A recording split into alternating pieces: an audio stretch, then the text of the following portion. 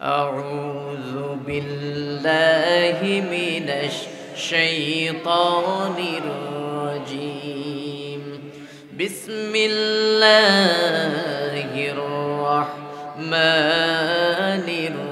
الرحيم يا أيها الذين آمنوا هل أدلكم على تجارة تنجيكم من عذاب أليم تؤمنون بالله ورسوله وتجاهدون في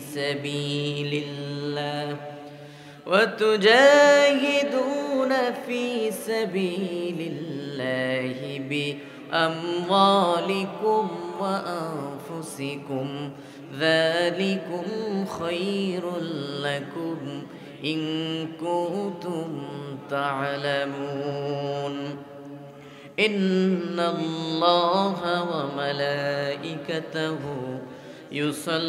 يصلون على النبي يا أيها الذين آمنوا صلوا عليه وسلموا تسليما اللهم صل على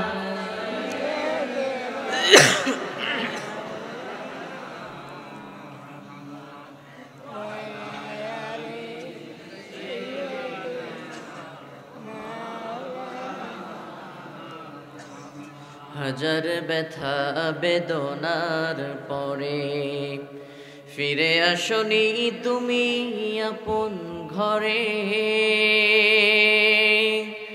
দিনের আলো তুমি ছড়িয়ে দিতে চলে গেলে মদিনায় মক্কা ছেড়ে হে রাসূল তোমাকে ভুলি আমি কেমন করে হে রাসূল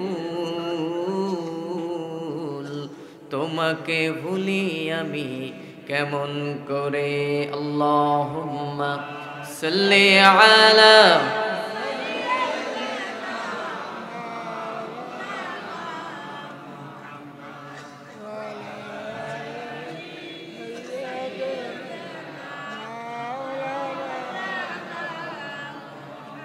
খেয়ে না খেয়ে দিন প্রচারের কাজে নিজেকে দিয়েছ বিলিয়ে তাইফের কাফিরেরা চিনল না আলো দুষ্ট ছেলেদের পিছু দিল লেলিয়ে পাথরের আঘাতে ক্ষত বিক্ষত হয়ে সারা শরীর থেকে রক্ত ঝরে হে রাসূল তোমাকে ভুলি আমি কেমন করে হেরার দোহাই তোমারই ধ্যান আসমান থেকে নামে আল কোরআন ভাঙলো সবার ভুল তোমারই পরে আসলো কোরআনের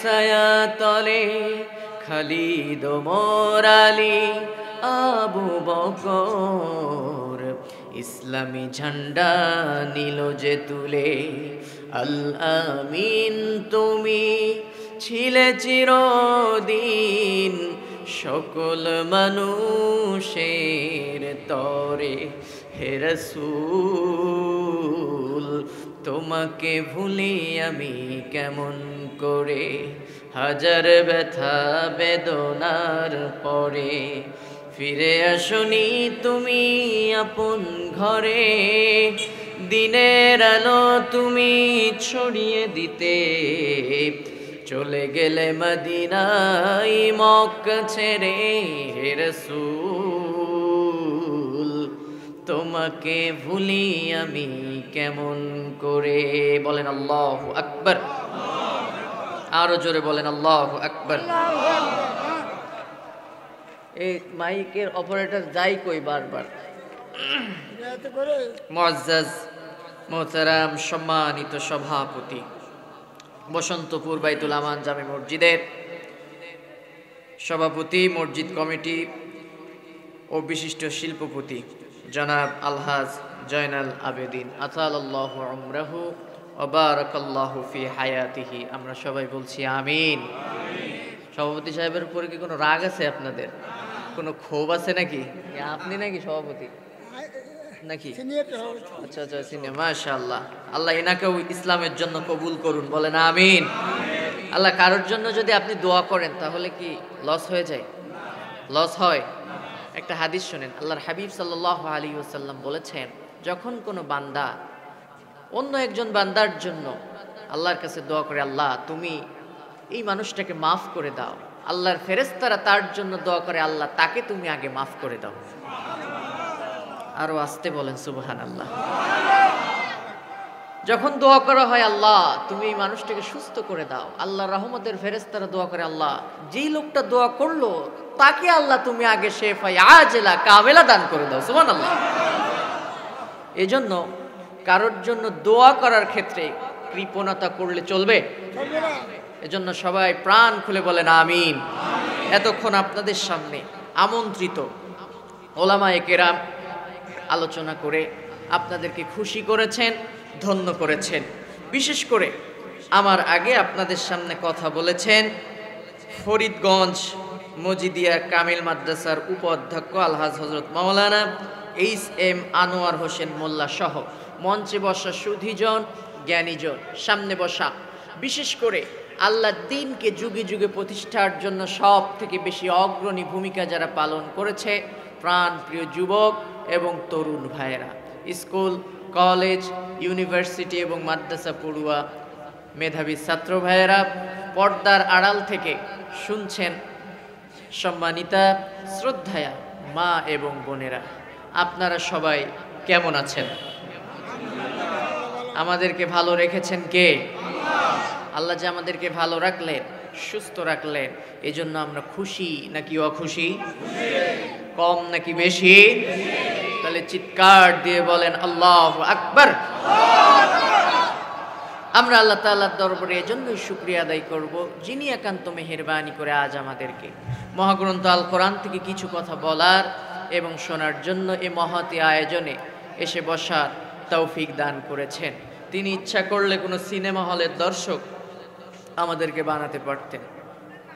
সিনেমা হলের দর্শক নাই মনে হয়, আছে নাকি নেই? তিনি চাইলে আপনাকে আমাকে কোনো খেলার অনুষ্ঠানের দর্শক বানাতে পারতেন। খেলা গিয়েছে না কিছুদিন আগে, দেখছেন আপনারা? যুবক ভাইরা কথা বলবে, আর্জেন্টিনা ব্রাজিলের খেলা গেছে না? হ্যাঁ, ফাইনাল খেলার দিন দেখলাম বিরাট প্যান্ডেল, অন্তত 20,000 লোকের জায়গা দেওয়া যাবে এমন বড় প্যান্ডেল, সামনে সর্বোচ্চ হলো 50 থেকে 60 জন শ্রোতা হবে, তার থেকে বেশি হবে না। একটা ছবি দেখলাম, অথচ মোড়ে মোড়ে চায়ের দোকানে জায়গা নাই, হাজার হাজার মানুষ চেয়ে আছে খেলার দিকে। আহা, মুসলমানদের কপাল পুড়েছে কি খালি খালি। তো আল্লাহ যদি চাইতেন তাদের দলে আমাদেরকে শামিল করতে পারতেন, কিন্তু শামিল করলেন না। তিনি আমাদেরকে কোরআন শোনার জন্য কবুল করেছেন। আমি শুনলাম আপনাদের এই যে মসজিদ, এটা তো কততলা হয়েছে? 3 তলা মসজিদ। আমাকে বলছে হুজুর ব্যাপক আয়োজন, হাজার হাজার মানুষ হবে। আর গতকালকে আমি যে ময়দানে কথা বলছি, একেবারে গ্রাম অঞ্চলের ভেতরে, একেবারে গ্রাম অঞ্চলের, এই মিডিয়া ছিল সাথে, গতকালকেও রেকর্ড হয়েছে মুসলিম টিভির, কমসে কম 10-20 হাজার লোক হবে, সেখানে কথা বলেছি গ্রামের মধ্যে। তো আলহামদুলিল্লাহ অনেক ভালো লাগছে। কিন্তু আপনাদের এখানে শুনলাম জুমার দিনে খুব ভালো হয়। তো আমি খুবই অবাক হলাম যে মাহফিলে লোক হয় না কেন। তো আমাকে একজন জবাব দিল, হুজুর আমাদের এলাকায় অনেক আলেম মানুষ বেশি, টাইটেল পাস মাওলানা, এই জন্য তারা ওয়াজ নসিহত পছন্দ করে না, আসতে চায় না। আমার শুনে খুবই খারাপ লাগলো।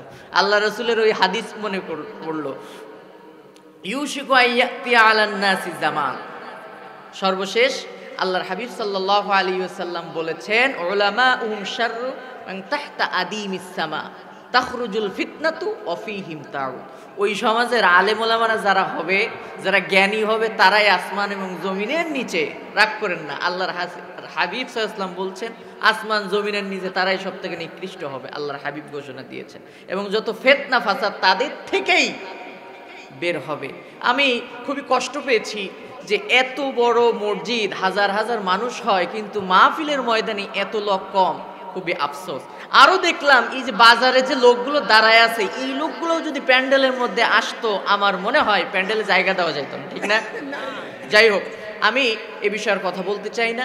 তো এই যে হাজার হাজার মানুষের ভিতর থেকে কিছু সংখ্যক মানুষকে আল্লাহ কোরআন শোনার জন্য কবুল করেছেন, এই জন্য আমরা খুশি না সবাই? আমাদের সম্পর্কে আল্লাহর হাবিব সাল্লাল্লাহু আলাইহি ওয়াসাল্লাম কি বলেছেন জানেন? এই মানুষগুলো যখন কোরআন শুনতে বসে যায়, আল্লাহর রহমতের ফেরেশতারা চতুর্দিক দিয়ে এদের নিরাপত্তার জন্য দাঁড়িয়ে যায়। আরো জোরে বলেন সুবহানাল্লাহ। এবং এদের জন্য আল্লাহর কাছে নাজাতের ফয়সালার জন্য কামনা করতে থাকে, দোয়া করতে থাকে। আল্লাহু আকবার। এজন্য আল্লাহ যে আমাদেরকে এই মহতি আয়োজনের শ্রোতা হিসেবে কবুল করেছেন, এজন্য চিৎকার দিয়ে কালিমাত শুকর আদায় করছি আলহামদুলিল্লাহ। দুরুদ এবং সালাম প্রেরণ করছি সেই বিশ্ব মানবতার মুক্তির দূতের উপরে, যে নবীকে আল্লাহ পাক পাঠিয়েছিলেন পৃথিবীর পথহারা, দিশেহারা, অসহায়, নির্যাতিত, নিষ্পৃষিত, নিপীড়িত, বঞ্চিত, নিগৃহীত মাজলুম মানবতার মুক্তি ও কল্যাণের জন্য প্রায় ১৫০০ বছর পূর্বে মক্কার মরু প্রান্তরে যে রাসূল এসেছিলেন। পৃথিবীর ইতিহাসে এক অসভ্য ঘুণে ধরা আইয়ামে জাহেলিয়া নামক সমাজে, এ সমাজে এসে তিনি অজ্ঞতা, বর্বরতা, নির্মমতার, নিষ্ঠুরতা, বেহায়াপনার চ্যালেঞ্জকে মোকাবেলা করে আল কোরআনের ছোঁয়ায় একদল সোনার মানুষ তৈরি করেছিলেন। সৃষ্টি হয়েছিল সোনালী যুগ, সোনালী সমাজ। এর মাঝখান দিয়ে ঝরে গিয়েছিল আপনার আমার প্রাণ প্রিয় নবীজির দান্দান মোবারক, উৎসর্গিত হয়েছিল পবিত্র দেহের রক্ত। মা সুমাইয়ার রক্তে ভিজে মক্কার মরু প্রান্তর হয়েছিল লালে লালে রঞ্জিত। আমির হামজা বুকের তাজা কলিজা বিলিয়ে দিয়েছিলেন উহুদের ময়দানে। হানজালা ছুটে এসেছিল বাসর ঘর থেকে। এভাবে অসংখ্য সাহাবায়ে কেরামের জীবন বিশ্বনবী সাল্লাল্লাহু আলাইহি ওয়াসাল্লামের রক্তের বিনিময় এবং অক্লান্ত পরিশ্রমের মাধ্যমে আল ইসলামকে পর্যন্ত প্রতিষ্ঠিত রেখে তিনি মদিনার মাটিতে ঘুমিয়ে গিয়েছেন। সেই রাসূলের প্রতি মহব্বতের সঙ্গে আমরা সালাম প্রেরণ করছি, বলছি সাল্লাল্লাহু আলাইহি ওয়াসাল্লাম। ভাই রে ভাই, এই মাইক অপারেটর গেল কোথায়? একবার ওঠে, একবার বসে, আইসা দেখি ঘুমাই পড়ছে। মাইক অপারেটর থাকতে হবে আলোচনার সময়। এই যে কাঁপতেছে, গানের সময় ইকো লাগে, কিন্তু আলোচনার সময় লাগে না। ভাই তুমি একটু আসো, বসো ডান পাশে এসে। এগুলো কি শিখাইতে হয় নাকি? যাই হোক, আসেন। আমি রাত অনেক হয়েছে, যেহেতু দিনকাল খুব বেশি ভালো না, যেখানেই যাই বলে হুজুর দিনকাল খুব খারাপ, কথাবার্তা যা বলবেন একটু রইয়ে শুয়ে বলেন, আমরা কিন্তু ক্ষমতায় আছি।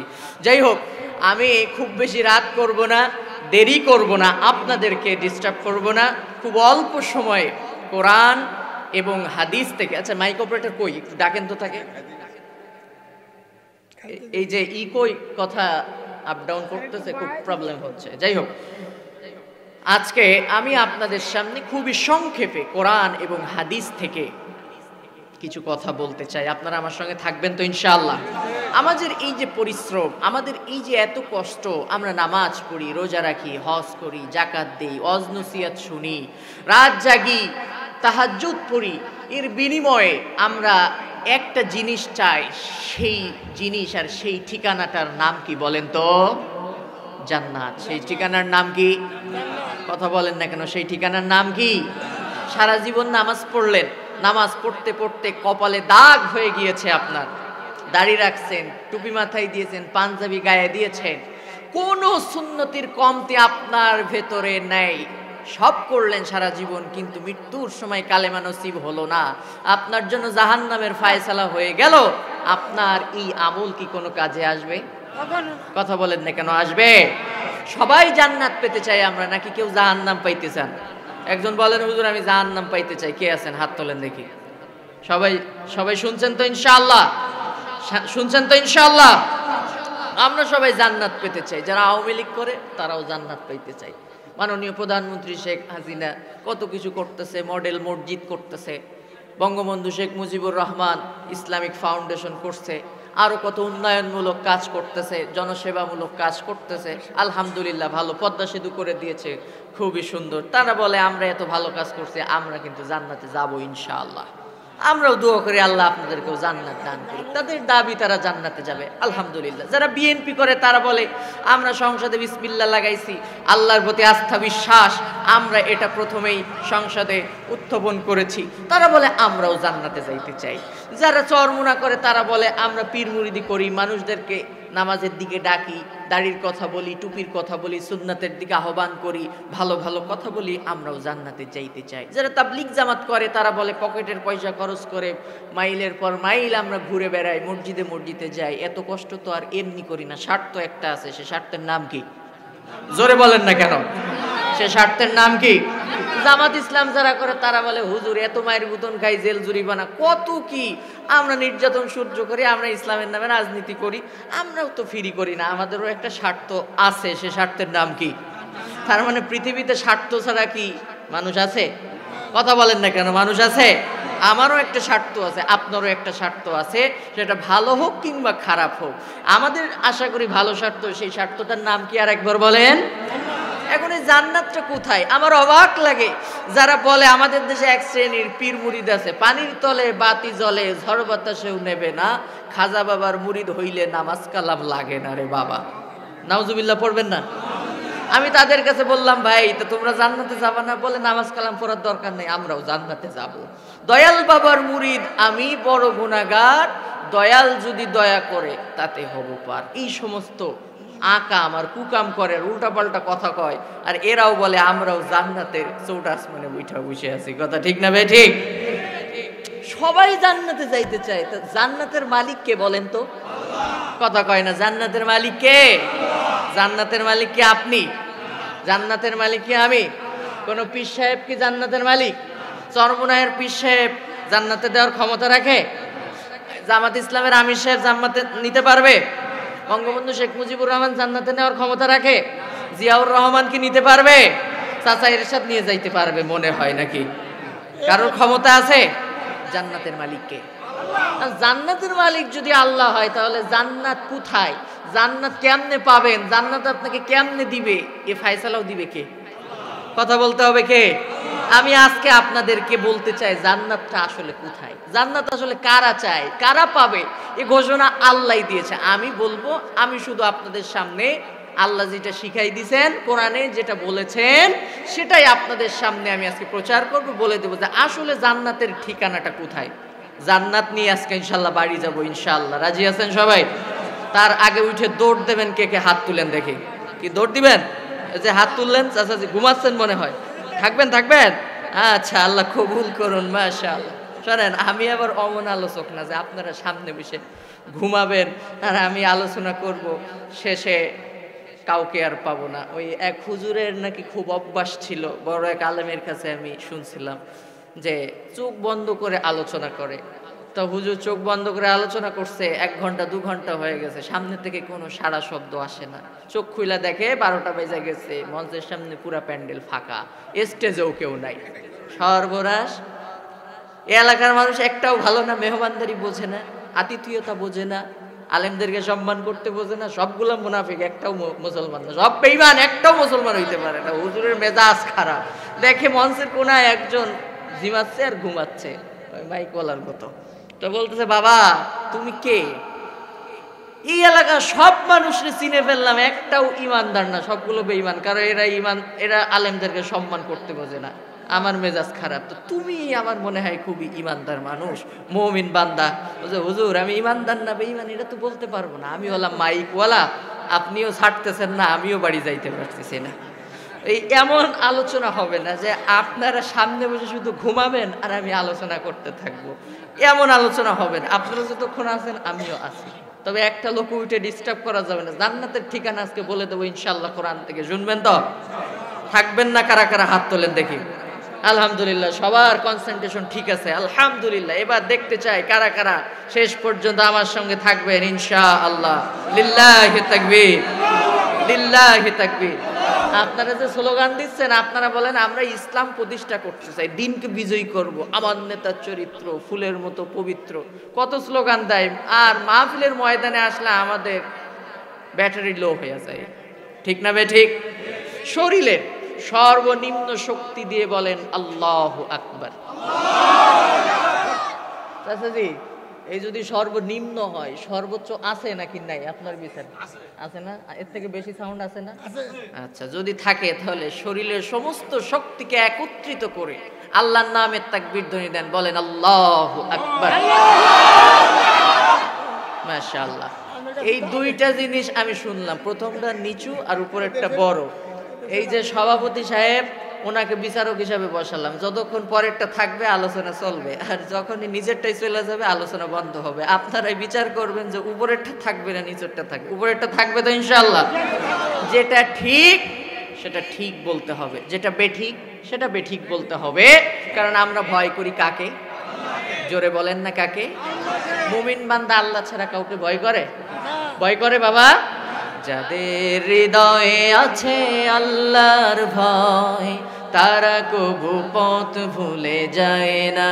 আল্লাহর প্রেম ছাড়াই দুনিয়ায় কারো কাছে কোনো কিছু চায় না, কারো কাছে কোনো কিছু চাই না। রাতের আধারে যারা সেজদাতে রয়, দু চোখের অশ্রুতে নদী বয়ে যায়। ছলনার হাত ছানি যতই আসুক, ছলনার হাত ছানি যতই ডাকুক, পেছনে ফিরেও তাকায় না।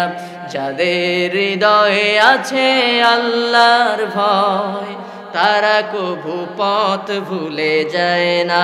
আল্লাহু আকবার। প্রিয় ভাইরা, আসেন তাহলে জান্নাতের ঠিকানা কে বলে দিবেন? আল্লাহ বলে দিবেন। আমি সেদিকেই যেতে চাই। জান্নাত যদি আপনি পেতে চান তাহলে 4টা শর্ত আপনাকে পূরণ করতে হবে। কয়টা? যদি বুঝে থাকেন তাহলে বলেন কয়টা?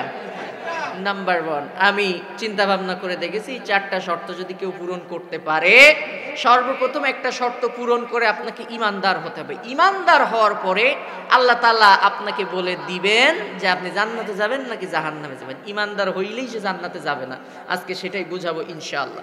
সর্বপ্রথম আপনার যে দায়িত্ব, আপনাকে ঈমান আনতে হবে। কি আনতে হবে? কি আনতে হবে? যার ঈমান নাই তার আমলের কোনো মূল্য আছে? মুরব্বি মূল্য আছে?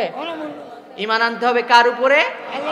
সুতরাং আমরা কিন্তু অত্যন্ত পাপী, আমাদের গুনাহের কোনো সীমারেখা নেই। এজন্য ঈমান আনার জন্য সর্বপ্রথম যে শর্ত সেটা হচ্ছে তওবা করতে হবে আল্লাহর কাছে। কার কাছে তওবা করবেন? জোরে বলেন না কার কাছে?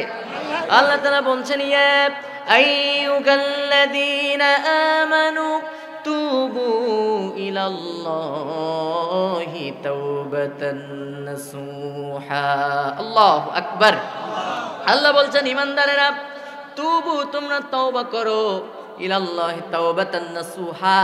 যদি তুমি তাওবায়ে নাসুহা করতে পারো, তাওবার মতো তাওবা, খাস তাওবা যদি করতে পারো, আমি রাব্বুল আলামিন তোমার জীবনের গুনাহ খাতা মাফ করে দিব। সুবহানাল্লাহ। আমাদের থেকে বড় গুনাহগার কি আর কেউ আছে? কারণ আমরা মুসলমান, নামে মুসলমান, কাজে কর্মে ইহুদি এবং নাসারাদের থেকেও আমরা খারাপ। কথা ঠিক না বে ঠিক? সকালে বলি একরকম, বিকালে বলি আর এক রকম। সকালে আমরা মাসআলা দেই, 100 বার আস্তাগফিরুল্লাহ পড়েন, আপনার জীবনের গুনাহ খাতা মাফ। এই লোকটা সকালে 100 বার আস্তাগফিরুল্লাহ তওবা পড়লো, এবার কোর্টের বারান্দায় যাইয়া 500 টাকা পাইয়া একজনের উপর জুলুম করলো, অত্যাচার করলো, মিথ্যা সাক্ষী দিল। ওই তওবায় কোনো কাজ হবে? কথা বলেন না কেন, কাজ হবে? হুজুর, হুজুর, আমি কিন্তু মিথ্যা কথা বলি না। ভালো কথা। তা ছেলেকে শিখাচ্ছে, বাবা বলো, মিথ্যা মানুষকে ধ্বংস করে, সত্য মানুষকে মুক্তি দেয়। কিছুক্ষণ পরে পাওনাদার বাড়ির সামনে আসছে, বলতেছে, বাবা যাইয়া বল বাবা বাড়িতে নেই। তো বলতেছে, বাবা তুমি এতক্ষণ আমাকে বুঝালা যে সত্য মানুষকে মুক্তি দেয়, মিথ্যা মানুষকে ধ্বংস করে, তো বাবা তুমি এখন আমাকে মিথ্যা শিখাচ্ছ। বলে, আরে বাবা, মাঝে মাঝে মিথ্যা বলা জায়েজ আছে।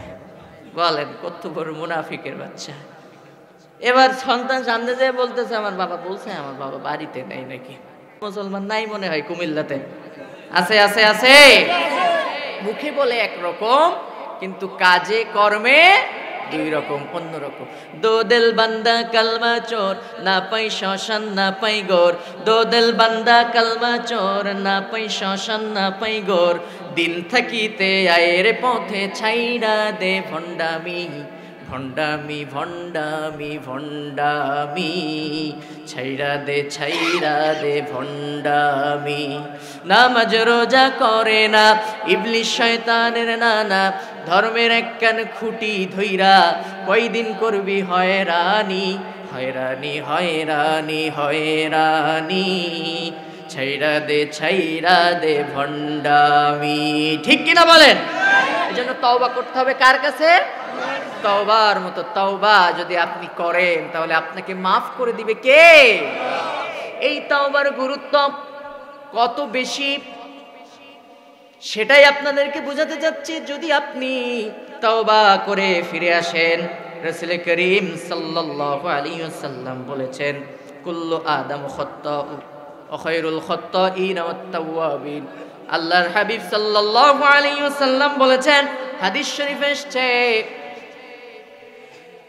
প্রত্যেক বান্দাই ভুল করে থাকে, আর সেই বান্দাই হলো আল্লাহর কাছে সব থেকে উত্তম। খায়রুল খাত্তাইনা ওয়াত তাওয়াবুন, যেই বান্দা গুনাহ করার পর আল্লাহর কাছে তওবা করে মাফ চেয়ে ভালো হয়ে যায়, আল্লাহ রাব্বুল আলামিন ওই বান্দাকে বড়ই ভালোবাসেন। সুবহানাল্লাহ। কেমন ভালোবাসেন? সুনানে আবু দাউদ সাক্ষী। সুনানে আবু দাউদের হাদিস, আমার দিকে খেয়াল করেন। তাওবা কতটা গুরুত্বপূর্ণ, তাওবার ফজিলাত বর্ণনা করেছেন আল্লাহর হাবিব, এবং মাফ করে দেওয়ার ঘোষণা করে দিয়েছেন কে? আরো জোরে বলেন কে? সুনানে আবু দাউদের হাদিস, আল্লাহর নবী সাল্লাল্লাহু আলাইহি ওয়াসাল্লাম মদিনার মসজিদে খুতবা দিতেন। একজন ইহুদি নবীকে এত বেশি ভালোবাসতেন, ঈমান আনেন নাই, কিন্তু মসজিদের কোণায় দাঁড়িয়ে নবীজির কথা শুনতেন, বক্তব্য শুনতেন। দুই চোখের পানি থেকে, দুই চোখের কোণা দিয়ে পানি পড়তে পড়তে মাটিতে গড়িয়ে পড়তো। ইহুদি বেচারা এভাবে রাসূল করিম সাল্লাল্লাহু আলাইহি ওয়াসাল্লামের জুতা মুবারক নিয়ে মাঝে মাঝে বুকের মধ্যে লাগায় রাখতেন, এত বেশি ভালোবাসতেন নবীকে। সুবহানাল্লাহ। হঠাৎ করে ইহুদি একদিন অনুপস্থিত, নবীজি সাহাবায়ে কেরামকে ডাক দিয়ে বললেন, ও আমার সাহাবীরা, হাদিসের ভাষ্যটা এমন, ফুলান ইবনে ফুলান, অমুকের ছেলে অমুক, অমুকের সন্তান অমুক, যাকে দেখতাম এই মসজিদের কোণায় দাঁড়িয়ে আমার বক্তব্য শুনতো, চোখের পানি ফেলতো, আমি লক্ষ্য করেছি। সেই যুবকটি কোথায়? সেই ইহুদি কোথায়? তাকে তো আজ কদিন ধরে দেখতেছি না। সাহাবায়ে কেরাম বললেন, রাসূলুল্লাহ, ইয়া হাবিবাল্লাহ, এই ইহুদি যুবক অত্যন্ত অসুস্থ, মৃত্যুর প্রহর গুনতেছে। নবীজি বললেন, সাহাবীরা চলো চলো তাড়াতাড়ি করে যাই, ইহুদি যুবককে আমরা তাড়াতাড়ি করে দেখে আসি। সুবহানাল্লাহ। এখান থেকে আপনার জন্য একটা শিক্ষা আছে, শোনেন মুসলমান। আপনার এলাকাতে যদি কোনো অমুসলিম অসুস্থ হয়, মুসলিম হিসাবে, একজন প্রতিবেশী হিসাবে তার খোঁজ খবর নিবেন, তার কাছে যাবেন, তাকে সাহায্য করবেন। এটা আমার বিশ্ব নবী আপনাকে শিক্ষা দিয়েছেন। সুবহানাল্লাহ। আজকে যারা আমাদেরকে উগ্রবাদী বলে, সন্ত্রাসবাদী বলে, প্রতিহিংসামূলক চিন্তাধারা আমাদের মধ্যে নাকি আমরা লালন করি, আমরা নাকি বিজাতীয়দের উপর অত্যাচার করি, জুলুম করি, বলে না? কথা বলেন না কেন? বলে না? আমরা যদি হিংসাত্মকমূলক চিন্তাধারা নিজেদের মধ্যে লালন করতাম, মায়ানমারে 1 লক্ষের উপরে মুসলমান হত্যা করেছে অং সান সুচির ওই জানোয়ারগুলা, আমরা কিছু বলেছি? কথা বলেন না কেন? বলছি কিছু? যদি আমাদের ভিতরে প্রতিহিংসা থাকতো, প্রতিহিংসামূলক চিন্তাধারা আমরা লালন করতাম, প্রতিশোধমূলক চিন্তাধারা যদি আমরা আমাদের নিজেদের মধ্যে লালন করতাম, মায়ানমারে 1 লক্ষ মুসলমান হত্যা করছে প্রতিশোধ নেওয়ার জন্য, যদি সত্যিই প্রতিশোধ নিতাম তাহলে বাংলাদেশে যে কয়টা বৌদ্ধের বাচ্চা আছে একটাও বেঁচে থাকতো না। কথা ঠিক না ঠিক? কিছু বলেছি? কথা বলেন না কেন? বুঝেছি। কাশ্মীরে মুসলমানদের উপরে যে অত্যাচার করেছে ওই অং সান সুচি না, আপনার ওই যে নরেন্দ্র মোদীর পেটোয়া বাহিনীরা, আমি দেখেছি, খবরের ভিতরে পড়েছি, গর্ভবতী মাকে এত পিটাইছে, মারতে মারতে বেহুশ করে ফেলেছে, রক্তাক্ত করে জমিনের উপরে ফেলে দিয়েছে। দুই পায়ে দিয়া দুইজনে হেসকা টান মেরেছে, গর্ভবতী মা দ্বিখণ্ডিত হয়ে গিয়েছে, সন্তান বের হয়ে গিয়েছে, আর ওই সন্তানকে জমিনে আছাড় দিয়ে তারা দুনিয়া থেকে বিদায় করেছে। হায়রে, মানুষের মনুষ্যত্ব কোথায় গেল? এর থেকে একজন পশুর ভিতরে, একটা পশুর ভিতরে তো মায়া, মমতা, ভালোবাসা আছে। কোথায় তোমাদের মানবতা? তোমরা মানবতার কথা বলো, তোমরা বলো আমরা মানুষকে ভালোবাসি। গোটা পৃথিবীতে তোমরা নাকি শান্তি প্রতিষ্ঠা করতে চাও, কত অর্গানাইজেশন তৈরি করো, কত সংস্থা তৈরি করো যে তোমরা শান্তি প্রতিষ্ঠা করতে চাও। আর শান্তির নমুনা যদি এইটা হয়, তাহলে পৃথিবীতে অশান্তি বলতে কিছুই থাকতো? কথা বলেন না কেন, থাকতো? এই যে অত্যাচার ভারতে করছে হিন্দুরা মুসলমানদের উপরে, আমরা কখনো কি ক্ষিপ্ত হয়ে একজন হিন্দুর গায়ে ওই হিংসা মূলকভাবে আমরা কোনো হিন্দুর গায়ে হাত দিয়েছি? কথা বলেন না কেন, দিয়েছি? বরং আমার নবী কি শিখিয়েছেন? শোনো শোনো, আমরা কতটা ভালোবাসি তোমাদের কি, আর আমাদের ভিতরে কত সুন্দর চিন্তাধারা আমরা লালন করে একটু শুনে নাও। নবীজি বলেছেন, কোন সংখ্যালঘু অমুসলিম জনপদের উপরে যদি সংখ্যাগরিষ্ঠ মুসলিম জনপদ অন্যায়ভাবে অত্যাচার করে, জুলুম করে, কিয়ামতের ময়দানে আমি বিশ্ব নবী ওই সংখ্যালঘিষ্ঠ অমুসলিমদের পক্ষ নিয়া ওই মুসলমানদের বিরুদ্ধে আল্লাহর দরবারে মামলা দায়ের করব। সুবহানাল্লাহ। এজন্য মুসলমান জাতি হচ্ছে শান্তি প্রিয় জাতি, কারণ আল্লাহ আমাদেরকে শিখিয়েছেন ইসলাম।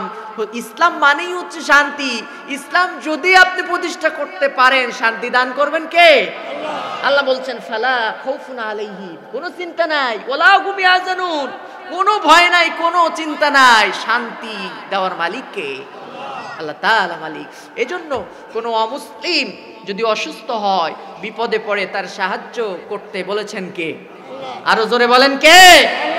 আল্লাহ বলেছেন। রাসূল করিম সাল্লাল্লাহু আলাইহি ওয়াসাল্লাম চলে গেলেন। আমি বুঝাচ্ছিলাম তাওবা কাকে বলে। দেখেন, নবীজি যখন ইহুদি যুবকের বাড়িতে গেলেন, নবীকে দেখে ইহুদি যুবক উঠে বসলো। নবীর সম্মানের খাতিরে যখন ইহুদি যুবক উঠে বসলো, ডান পাশে দাঁড়ানো তার পিতা একবার নবীর দিকে তাকায়, একবার তার পিতার দিকে তাকায়, আর একবার আসমানের দিকে তাকায়। নবী করিম সাল্লাল্লাহু আলাইহি ওয়াসাল্লাম বললেন, ইহুদি যুবক শোনো, আমি নবী দেখেছি তুমি আমাকে কত ভালোবাসো। আমার বক্তব্য শুনে, আমার বয়ান শুনে তুমি কেঁদেছো, দুই চোখের পানি ফেলেছো, আমি দেখেছি, লক্ষ্য করেছি। আমার জুতা নিয়ে বুকের মধ্যে লাগিয়ে রেখেছো, এটাও আমি নবী খেয়াল করেছি। কিন্তু যুবক শুনে নাও, জেনে নাও, এত ভালোবাসার পরেও আমি নবী কিয়ামতের ময়দানে তোমাকে সুপারিশ করব না, যদি না তুমি তওবা করে ঈমান না এনে মৃত্যুবরণ করো। আল্লাহু আকবার। যখন নবীজি এই কথা বললেন, পাশে দাঁড়িয়ে ছিল তার পিতা। যুবককে ডাক দিয়ে বলে, যুবক, দেরি করো না, আর দেরি করো না, তোমার হাতে খুব বেশি সময় নাই। কারণ নবীকে শুধুমাত্র ভালোবেসে জান্নাত পাওয়া যায় না। নবীকে শুধুমাত্র মুখে যদি আপনি বলেন যে আমি ইসলাম ভালোবাসি, নবীকে ভালোবাসি, ঈমানদার, জান্নাত পাওয়া যায় না। আপনার কাজ এবং কর্মের মাধ্যমে আপনাকে প্রমাণ করতে হবে আপনি নবীর উম্মত। কথা ঠিক না বেঠিক? শর্তটা কি? শর্ত কি শোনেন। শর্ত হলো এটাই, সূরা আহজাবের ৩৬ নম্বর আয়াতে আল্লাহ বলছেন, ওয়ামা কানা লিমুমিনিন ওয়ালা মুমিনাতিন ইযা কাদাল্লাহু ওয়া রাসূলুহু আমরান আন ইয়াকুনা লাহুমুল খিয়ারাতু মিন আমরিহিম ওয়া মান ইয়াসিল্লাহা ওয়া রাসূলুহু ফাকাদ দাল্লা দালালাম মুবিনা। আল্লাহু আকবার। আল্লাহ বলছেন, ইমানদারের মানে কি জানো? তুমি যে নবীর উম্মত, তুমি যে প্রকৃত আশেক নবীর, তুমি যে প্রকৃত মুমিন বান্দা, এর শর্তটা কি জানো? শুনে নাও। যদি প্রকৃত ইমানদার হয়ে থাকো, যদি তুমি ইমানদার নারী এবং পুরুষ হয়ে থাকো, যেই হও না কেন, আল্লাহর কোরআনে আল্লাহ এবং তার রাসূল যে ফয়সালা দিয়েছেন, একটা ফয়সালা, একটা আইন, যদি তুমি মুসলমান হইয়া, নামধারী মুসলমান হইয়া একটা আইনও যদি তুমি অমান্য করো, তুমি ইমানদার থাকতে পারবে না, পথভ্রষ্ট হয়ে যাবে, জান্নাতের পথ থেকে ডিসকানেক্ট হয়ে জাহান্নামের দিকে ধাবিত হবে। কে বলছেন এই কথা? জোরে বলেন না কে? এজন্য আল্লাহ বলছেন, মা আতাকুমুর রাসূলু ফাখুযুহু ওয়া মা নাহাকুম আনহু ফান্তাহু ওয়াত্তাকুল্লাহা ইন্নাল্লাহা শাদীদুল ইকাব। খবরদার শুনে নাও, মুখে বলো যে আমি নবীর উম্মত, নবীকে ভালোবাসি, প্রমাণ দিতে হবে আমার নবী যা বলেছেন তা মেনে নিতে হবে, আর যেটা নিষেধ করেছেন সঙ্গে সঙ্গে ছেড়ে দিতে হবে। এটা যদি তুমি প্রমাণ করতে পারো, রাসূলের আদর্শ বুকে আঁকড়ে ধারণ করতে পারো, কি হবে জানো? ওয়া কাযালিকা জাআলনাকুম উম্মাতাও ওয়াসাতাল লিতাকুনু শুহাদাআ আলান নাসি ওয়া ইয়াকুনার রাসূলু আলাইকুম শাহীদা। আল্লাহু আকবার। আল্লাহ ঘোষণা দিলেন, শোনো, কোরআনকে বুকে আঁকড়ে ধারণ করে, নবীর আদর্শ বুকে আঁকড়ে ধারণ করে, নবী যেটা বলেছেন সেটা যদি মেনে নাও, নিষেধ যেটা করেছেন সেটা ছেড়ে দাও, এই আদর্শ বুকে আঁকড়ে ধারণ করে যদি তুমি সত্যের ব্যাপারে সাক্ষ্যদাতা হয়ে বাদ যেতে পারো, কিয়ামতের ময়দানে নবীজি তোমার বিরুদ্ধে মামলা তো দূরের কথা, নবীজি তোমাকে সুপারিশ করে তোমার পক্ষে সাক্ষ্যদাতা হয়ে তোমারে জান্নাতে নিয়ে যাবে। আরো আসতে বলেন সুবহানাল্লাহ। ইহুদি যুবককে বলতে, যুবক এমনি জান্নাত পাবা না, এত সহজ না, মুখে বলছো ভালোবাসি, চোখের পানি ফেলাইছো, জান্নাতে চলে যাবা, এত সহজ কিন্তু না। ঈমান আনতে হবে, তওবা করতে হবে, তারপরে জান্নাত পাবা। এর আগে কি জান্নাত পাওয়া সম্ভব? আমরা মুসলমান, আমরা কেমন? আমরা হচ্ছি যদি সুবিধাবাদী মুসলমান, আমাদের পক্ষে যেটা আছে সেটা আমরা মানব, আর আমাদের বিপক্ষে যেটা সেটা আবার আমরা মানতে চাই না। রাসূলের ছোট ছোট যে সুন্নাতগুলা, খাওয়ার পরে মিষ্টি খাওয়া সুন্নাত, এরপরে যে মিষ্টি সুন্নাতগুলো আমরা খুব ভালো মানতে পারি, কিন্তু যেই সুন্নাতগুলো মানতে গেলে কষ্ট হয়, ওই জায়গায় মুসলমানদেরকে পাওয়া যায়। কথা বলেন না কেন? যায়। ডাক্তারের কাছে গিয়েছেন, খেয়াল করে শোনেন, কষ্ট হচ্ছে মনে হয়, কষ্ট হয়, চলবে, জান্নাতের ঠিকানা শোনা লাগবে না। ডাক্তারের কাছে গিয়েছেন, ডাক্তার প্রেসক্রিপশন দিয়েছে, প্রথমে দিয়েছে অ্যান্টিবায়োটিক ওষুধ সেপ্রোফ্লক্সিন, 2 নম্বরে দিয়েছে ব্যথার ট্যাবলেট ইনফ্লাম, 3 নম্বরে দিয়েছে গ্যাসের ট্যাবলেট সেকলো, আর 4 নম্বরে দিয়েছে সিবিট চেনেন না, চকলেটের মতো খাইতে লাগে। এখন প্রেসক্রিপশন নিয়ে আপনি চলে গেলেন কুমিল্লা অথবা 14 গ্রাম বাজারের কোনো ফার্মেসিতে। ফার্মেসি এলা, ভাই ওষুধ কোনটা কেমন দাম একটু শুনি। প্রথম দাম অ্যান্টিবায়োটিক ওষুধ 22 টাকা 1 পিস। বাপরে বাপ, এত দাম, এটা থাকতে লাগুক, দরকার নেই। দ্বিতীয়টা ব্যথার ট্যাবলেট 12 টাকা 1 পিস, তাও দরকার নেই, বেশি হয়ে যায়। তৃতীয়টা 5 টাকা 1 পিস গ্যাসের ট্যাবলেট, না এটাও দরকার নেই, এটাও বেশি মনে হয়। চতুর্থটা 80 পয়সায় 1 পিস সিবিট, খাইতে খুব সুন্দর লাগে, মিষ্টি লাগে, তো বাচ্চাদেরকে খাইতে দেয়।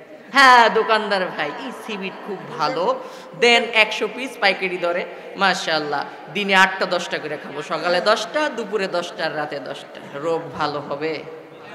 কথা কয় না, রোগ আমার কথা বুঝেন না মনে হয় আপনার। বোঝেন। কিছু এলাকায় যায় আমার আবার বুঝাতে অনেক কষ্ট হয়, যেমন চিটাগাঙ্গে গেলে কিছুই বোঝে না, ওরা শুধু কথা কইতে থাকে, আর আমরা এতিমের মতো চেয়ে থাকি, কি কয় আসলে কিছুই বুঝি না। এরপরে সিলেটে আমি গেলাম, আমি যা বলি সব কয় জি হয়, ভালো বললেও কয় জি হয়, খারাপ বললেও কয় জি হয়। আমি বললাম, আচ্ছা ভাই জি হয় মানে এটা কি? জি হয় মানে কি হুজুর বুঝতেছি না, বা কি কইতেছে, মানে আমাদের এলাকায় কিছু বললে যদি না বোঝে তাহলে বলে জি কি বলেন, আবার বলেন জি, এভাবে বলতে। আমি বলতে, আমি এত বুঝাই তাও বুঝে না কেন, ব্যাপারটা কি? বলে, আরে হুজুর এটা এই না, আসলে আপনি বলতেছেন যেটা ঠিক, ওরা বলতে জি হুজুর এটাই ঠিক, আমি আসলে কিছুই বুঝি না। এই হইছে অবস্থা। গতকালকেও বলতেছিলাম, সিলেটের একজন অর্থমন্ত্রী ছিল, নাম ছিল সাইফুর রহমান। তো ওনার কাছে সাংবাদিকরা গিয়েছে ইন্টারভিউ নেওয়ার জন্য। তো উনি বলতেছে তোমরা সুন্দর চুইটার পরে আসো, তোমরা চুইটার পরে আসো। বলে এই গরমের সময় মন্ত্রী সাহেব আমাদেরকে সুইটার পরতে বলে কেন, কিন্তু শীতকালটা। আর মন্ত্রী যখন বলছে পরা তো লাগবে, সবাই একটা করে গরমের মধ্যে জ্যাকেট সুইটার পরে চলে আসছে। যখন ইন্টারভিউ নিতে গিয়েছে বলতেছে আর মিয়া আই তোমাদেরকে কইলাম যে তোমরা চুইটার পরে আসো, চুইটার পরে আসো, তোমরা এই গরমকালে কি তার লাগে চুইটার পরে আসলে, এটাই তো বুঝলাম না। আসলে উনি বুঝাইতে চাইছেন তোমরা সন্ধ্যা 6টার পরে আসো, আমি এখন সময় দিতে পারবো না। সবাই বুঝছে যে তোমরা সোয়েটার পরে আসো, সোয়েটার পরে আসো। তো আমি বলতেছি একরকম, আপনারা আবার উল্টা পুল্টা বুঝতেছেন না তো, কথা বলেন না কেন? বোঝেন আমার কথা, বুঝেন? তাহলে যেটা ঠিক সেটা ঠিক বলবেন, আর যেটা বেঠিক বেঠিক বলবেন, তা বুঝবো কেমন যে বুঝতেছেন কিনা। যাই হোক, এখন আমাদের অভ্যাস কি, সকালে 10টায় যে সিবিট, দুপুরে 10টা, রাত্রে 10টা সিবিট। রোগ তো ভালো হবে মনে হয় নাকি? ভালো হবে না? আমাদের অভ্যাসটা কি, খাওয়ার পরে মিষ্টি খাওয়া সুন্নাত, আতর মাখা সুন্নাত, সুরমা মাখা সুন্নাত। কেউ মারা গেলে 7 দিনে জিলাপি, 40 দিনে গোশবাত খিচুড়ি। রমজান মাসে রোজা থাকি আর না থাকি ইফতারি মিস করা যাবে না। দাড়ি চাচা গোপে আঠা, গাজায় মারে দম, নামাজ নাই রোজা নাই, ইফতার খাওয়ার জম নাই মনে হয়? আছে আছে আছে। কোরবানির সময় গরু জবাই দিয়ে কোরবানির গোশত খাওয়া, এটা রাসূলের সুন্নাত। এই কয়টা খাওয়া দাওয়া আর সুন্নাত মিষ্টি নিয়ে আমি মুসলমান, আল্লাহর ওলি হয়ে গেছি। রাসূল রাষ্ট্রপতি, সেনাপতি, বিচারপতি, জেল খাটছেন 3.5 বছর। এই কথা যখন বলা হয় তখন মুসলমান বলে হুজুর দিনকাল খারাপ, ওগুলো বাদ দিলে হয় না। নাই মনে হয়? কথা বলেন না কেন? আচ্ছা, কোন দিন ভালো ছিল আমার একটু বলেন, কোন দিনটা ভালো ছিল? এই পৃথিবীতে যত নবী এবং রাসূলরা দ্বীনের দাওয়াত দিয়েছেন, কোন নবীর সময় কি ভালো ছিল? কথা বলেন না কেন? কেউ কি জামাই আদর করছে নবীদেরকে? সে বিষয়ে কথা হবে ইনশাল্লাহ, আলোচনা সাবজেক্টে আছে, আপনাদের সামনে বলবো। আপনাদের কষ্ট টষ্ট হয়ে যাচ্ছে না তো? চলবে, আলোচনা চলবে। একটু আল্লাহু আকবার বলেন তো শুনি। কথা যে কমে গেছে না, একটু কমছে মনে হয়, তাহলে তো আরেকবার বলেন আল্লাহু আকবার। এবার ঠিক আছে। আল্লাহ, এখন যে কথা বলতেছিলাম, তাহলে জান্নাতে যাওয়ার জন্য যে শর্ত সেটা হচ্ছে তাওবা। তাওবা করতে বলেছেন কে? আল্লাহর নবী বললেন শুধু ভালোবাসলে হবে না, তাওবা করে মুসলমান হতে হবে, ঈমান আনতে হবে, তারপরে জান্নাত। তার পিতা বলতেছে তোমার হাতে সময় নাই, তাড়াতাড়ি করে নবীর উপরে ঈমান আনো, তাওবা করে মুসলমান হয়ে যাও, খুব বেশি সময় তোমার হাতে নাই। এই কথা বলার সঙ্গে সঙ্গে ইহুদি যুবক নবীজির হাতে হাত রেখে পড়ে নিলেন আশহাদু আল্লা ইলাহা ইল্লাল্লাহু ওয়াহদাহু লা শারীকা লাহু ওয়া আশহাদু আন্না মুহাম্মাদান আবদুহু ওয়া রাসূলুহু। নবীজি কালেমা পড়ে মসজিদে নববীতে ফিরে আসলেন। কিছুক্ষণ পর নবীর কাছে খবর এলো, ইয়া রাসূলুল্লাহ, ইয়া হাবিবাল্লাহ, এইমাত্র যেই যুবক আপনার হাতে হাত রেখে কালেমা পড়েছে, মুসলমান হয়েছে, এই যুবক দুনিয়া থেকে বিদায় নিয়েছে, আল্লাহর ডাকে সাড়া দিয়ে সে মৃত্যুবরণ করেছে। নবীজি বললেন এই যুবকের দাফনের ব্যবস্থা করো, কাফনের ব্যবস্থা করো, আমি বিশ্ব নবী নিজে এই যুবকের জানাজা পড়াবো। সুবহানাল্লাহ। কাফনের ব্যবস্থা করা হলো। নবী করিম সাল্লাল্লাহু আলাইহি ওয়াসাল্লাম যুবকের লাশ নেতৃত্ব দিয়ে জানাজার নামাজ আদায় করলেন, নিয়ে যাচ্ছেন। হযরতে ওমর সামনে আছেন। হযরতে ওমর দেখেন যুবকের লাশ যখন কাঁধে করে নিয়ে যাচ্ছেন, নবী আমার সামনে দিয়ে হেঁটে যাচ্ছেন, পুরা পা তিনি মাটিতে রাখছেন না, বৃদ্ধাঙ্গুলের উপরে ভর দিয়া বালুর উপরে তিনি আস্তে আস্তে করে হেঁটে যাচ্ছে। এভাবে তাকে দাফন করা হয়ে গেল। হযরতে ওমর পরবর্তী সময় নবীকে ডাক দিয়ে বলে, ইয়া রাসূলুল্লাহ, বুঝলাম না বিষয়টা, এই যুবকের লাশ যখন দাফন করতে নিয়ে যাচ্ছিলাম, বৃদ্ধাঙ্গুলির উপরে ভর দিয়ে আপনি কেন হাঁটতেছিলেন? পুরা পা কেন আপনি বালুর উপরে রাখতেছিলেন না, মাটির উপরে রাখতেছিলেন না? বুঝলাম না। নবীজি বললেন, ওমর, আমি নবী, আমি যেটা জানি তোমরা সেটা জানো না, আমি নবী যেটা দেখি তোমরা সেটা দেখো না, কারণ আমাকে জানিয়েছেন কে? জোরে বলেন না কে? এই যুবক ঈমান আনার পরে আল্লাহ রাব্বুল আলামিন এত বেশি খুশি হয়েছেন তওবা করার পর, এই যুবকের উপরে খুশি হয়ে আল্লাহ রাব্বুল আলামিন আসমান জমিনের যত বরকতের দরজা আছে যুবকের জন্য সব খুলে দিয়েছেন। আরো জোরে বলেন না সুবহানাল্লাহ। এত বেশি রহমতের ফেরেশতা আরশে আজিম থেকে মদিনার ময়দানে নাজিল হয়েছে যুবকের জানাজায়। সুনানে আবু দাউদ সাক্ষী, নবীজি বলছেন এত বেশি পরিমাণ ফেরেশতাই যুবকের জানাজায় আল্লাহ নাজিল করেছেন যে আমি নবী পুরা পা মাটিতে রাখার জায়গা পাই নাই। আল্লাহু আকবার। এজন্য প্রিয় মুসলিম ভাইয়েরা, আল্লাহর কাছে দুইটা ফোঁটা অত্যন্ত প্রিয়, তিনি ভালোবাসেন। নাম্বার 1 হলো শহীদের রক্তের ফোঁটা। মিশকাতের হাদিস, আনিল মিকতাব ইবনে মাদি কারাবা কল কল রাসূলুল্লাহ সাল্লাল্লাহু আলাইহি ওয়াসাল্লাম লিশহীদি ইনদাল্লাহি সিত্তা খিজালিউ ফালাহু ফি আওয়ালি দফা। আল্লাহর হাবিব সাল্লাল্লাহু আলাইহি ওয়াসাল্লাম বলেছেন, যারা শহীদ হয় আল্লাহর রাস্তায় জীবন দেয়, আল্লাহ তাদেরকে স্পেশাল 6টা মর্যাদা দান করেন। তার 1 নাম্বার হলো আল্লাহ রাব্বুল আলামিন শহীদের রক্তের ফোঁটা জমিনে পড়ার আগে আগে জীবনের গুনাহ খাতা মাফ করে দেন। সুবহানাল্লাহ পড়েন। এই একটা ফোঁটা আল্লাহর কাছে অত্যন্ত প্রিয়, তিনি ভালোবাসেন। আর 2 নম্বর হলো অনুতপ্ত বান্দার চোখের অশ্রুর ফোঁটা। অনুতপ্ত বান্দা যখন সারাটা জীবন গুনাহ করেছে, নাফরমানি করেছে, আল্লাহর সঙ্গে বেয়াদবি করেছে, কোরআনের আইনকে বৃদ্ধাঙ্গুলে প্রদর্শন করেছে, নামাজ পড়ে নাই, রোজা রাখে নাই, বৃদ্ধ হয়ে গিয়েছে, আল্লাহর হাবিব সাল্লাল্লাহু আলাইহি ওয়াসাল্লাম বলেন, ওই বৃদ্ধ মানুষটা যখন আল্লাহর কাছে 2 হাত তুলে কাঁদে, আয় আল্লাহ, ও মাবুদ, আমি এখন বুড়া হয়ে গিয়েছি, হাঁটতে পারি না, চলতে পারি না, গায়ে শক্তি নাই, চোখে ভালো দেখতে পাই না, রোজগার করতে পারি না, টাকা পয়সা ইনকাম করতে পারি না, এই জন্য ফ্যামিলি সদস্যদের কাছে আমার কোনো দাম নাই। ছেলে আমাকে দাম দেয় না, মেয়ে আমাকে দাম দেয় না, আমার স্ত্রী আমাকে দাম দেয় না, পুত্রবধূ দাম দেয় না, বাড়িতে আমার কোনো মর্যাদা নাই, সম্মান নাই, কই যাব, কার কাছে যাব, তুমি ছাড়া তো আবার আর কেউ নাই। এইভাবে যখন 2 চোখের পানি ফেলে আল্লাহর দরবারে কোনো প্রবীণ বয়স্ক মানুষ কাঁদতে থাকে, আল্লাহ রাব্বুল আলামিন বলেন, হাবিব, আমার নিজের কাছে বড় লজ্জা বোধ হয়, কেমনে এই বুড়া মানুষটারে আমি খালি হাতে ফিরাইয়া দেই। আল্লাহু আকবার। এজন্য তওবা করতে হবে, বেশি বেশি তওবা করতে হবে।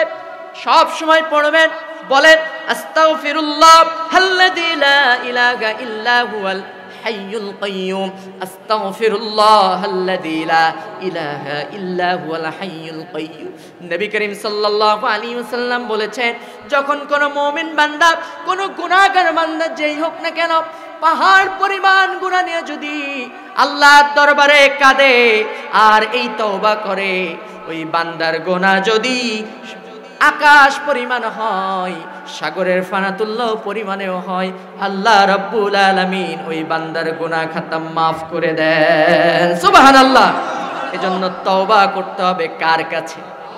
আরো জোরে বলেন না, কার কাছে? আমি যদি কখনো পথ ভুলে যাই, হাত ছানি দিয়ে কাছে নিও, মমতার বন্ধনে আমায় তুমি সব ভুল ক্ষমা করে দিও, সব ভুল ক্ষমা করে দিও।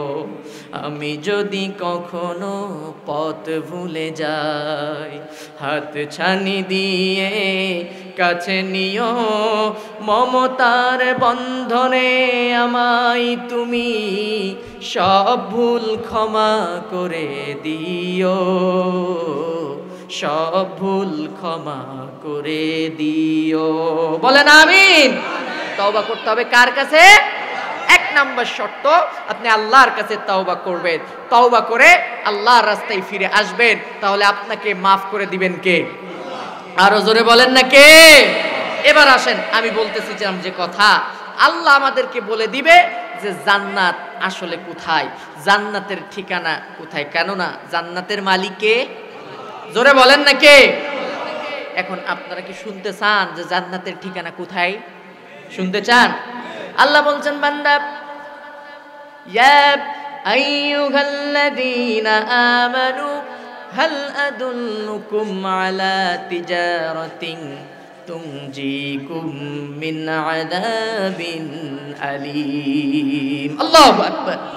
তোমরা যারা তওবা করেছো, শর্ত পূরণ করেছো, ঈমান এনেছো আমি আল্লাহর উপরে, ইয়া আইয়ুহাল্লাযীনা আমানু, শোনো শোনো যারা ঈমানদার, তওবা করে ঈমান আনছো, আমি তোমাদেরকে এমন একটা ব্যবসার কথা শিখাবো, এমন একটা বিজনেসের কথা শিখাবো, যেই বিজনেসটা যদি তোমরা করতে পারো, আমার সঙ্গে যদি এই ব্যবসাটা তোমরা করতে পারো, তোমাদের জন্য আল্লাহ রাব্বুল আলামিন জাহান্নামের আগুন হারাম করে দিবেন। সুবহানাল্লাহ। আচ্ছা, আমরা পৃথিবীতে যারা ব্যবসা করি, এখানে অনেক ব্যবসায়ী থাকতে পারে।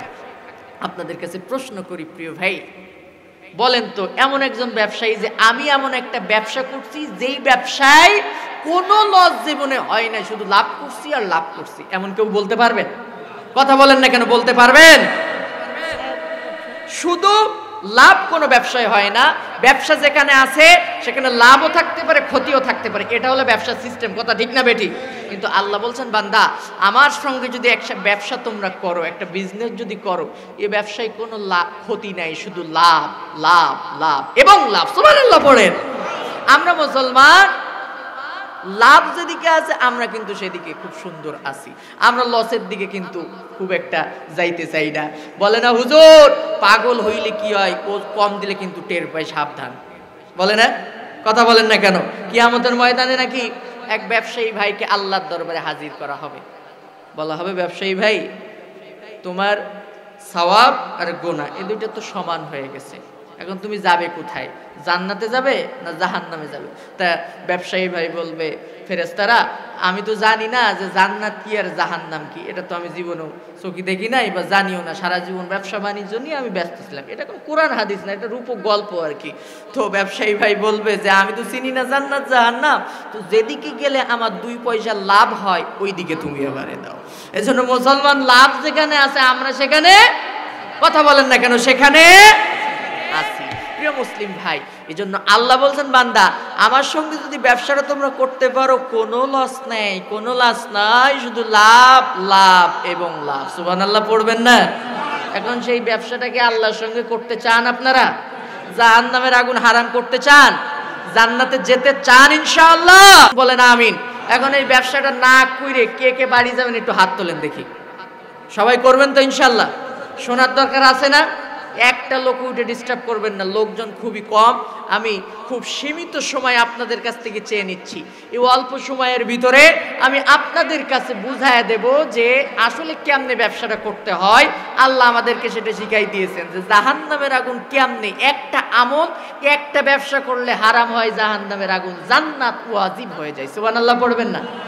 1 নম্বর হলো আল্লাহ রাব্বুল আলামিন বলছেন সেই ব্যবসাটা যদি তোমরা করতে চাও তাহলে তোমাদের যে শর্তগুলো পূরণ করতে হবে।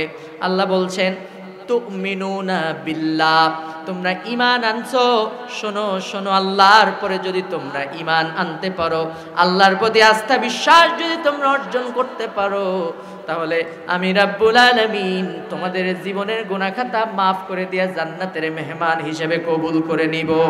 সুবহানাল্লাহ। আপনি যদি আল্লাহর উপরে ঈমান আনেন, আল্লাহ রাব্বুল আলামিন বলছেন আমি তোমাদের জন্য জাহান্নামের আগুন হারাম করে দিব। এখন ঈমান কাকে বলে? আমরা মুখে কালেমা পড়েছি, মুসলমান হয়েছে আর ভাবি এটাই মনে হয় আমাদের জন্য যথেষ্ট, কিন্তু কাজে কর্মে আমি প্রথমেই বলতেছিলাম মুসলিম জাতি আজকে ইহুদি নাসারাদের থেকেও বড্ড খারাপ হয়ে গেছে। মুখে বলে আমি মুসলমান, মুখে বলে আমি কালেমা পড়েছি, আমি নবীর উম্মত, কিন্তু কাজে কর্মে ইসলামের বিপক্ষে অবস্থান করে, কোরআনের বিপক্ষে অবস্থান করে। ও মুসলমান, ঈমান কাকে বলে? কোরআনের প্রতি আল্লাহর প্রতি আস্থা বিশ্বাস কেমন কাকে বলে? যেই আয়াত তেলাওয়াত করেছি সূরা আহজাবের 36 নম্বর আয়াতে আল্লাহ বলছেন ঈমানদার যদি হও, আল্লাহ কোরআনের ভিতরে যে ফয়সালা দিয়েছেন, একটা ফয়সালা, একটা সিদ্ধান্ত ঈমানদার কখনো অমান্য করতে পারে? কথা বলেন পারে? আর ঈমানের প্রমাণ দেখেন। ঈমান কাকে বলে খেয়াল করে শুনবেন। ঈমান কাকে বলে শোনেন। হযরত ওমর রাদিয়াল্লাহু তাআলা আনহু ঈমান আনার পর আল্লাহর সিদ্ধান্ত, আল্লাহর ফয়সালাকে কেমনে মেনে নিয়েছেন একটুখানি শোনেন। একজন জেনাকারিনী মহিলা, একজন মহিলা ছোট্ট একটা বাচ্চা নিয়ে হযরতে ওমরের কাছে একদিন মসজিদে নববীতে হাজির।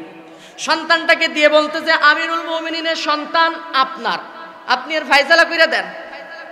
হযরতে ওমর কথার আগে হাত চলতো, তরবারি চলতো।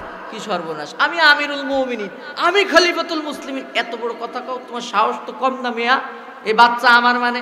হুজুর, এখন যদি কোনো যুবক, বিবাহিত যুবকের কাছে একটা বাচ্চা নিয়ে অপরিচিত কোনো মহিলা বাড়ির ভিতরে যায় কয় এই বাচ্চা আপনার, বলেন ওই যুবকের অবস্থা কি হবে? ফ্যামিলির কাছে ও কেমন ব্যবহার করবে বলেন?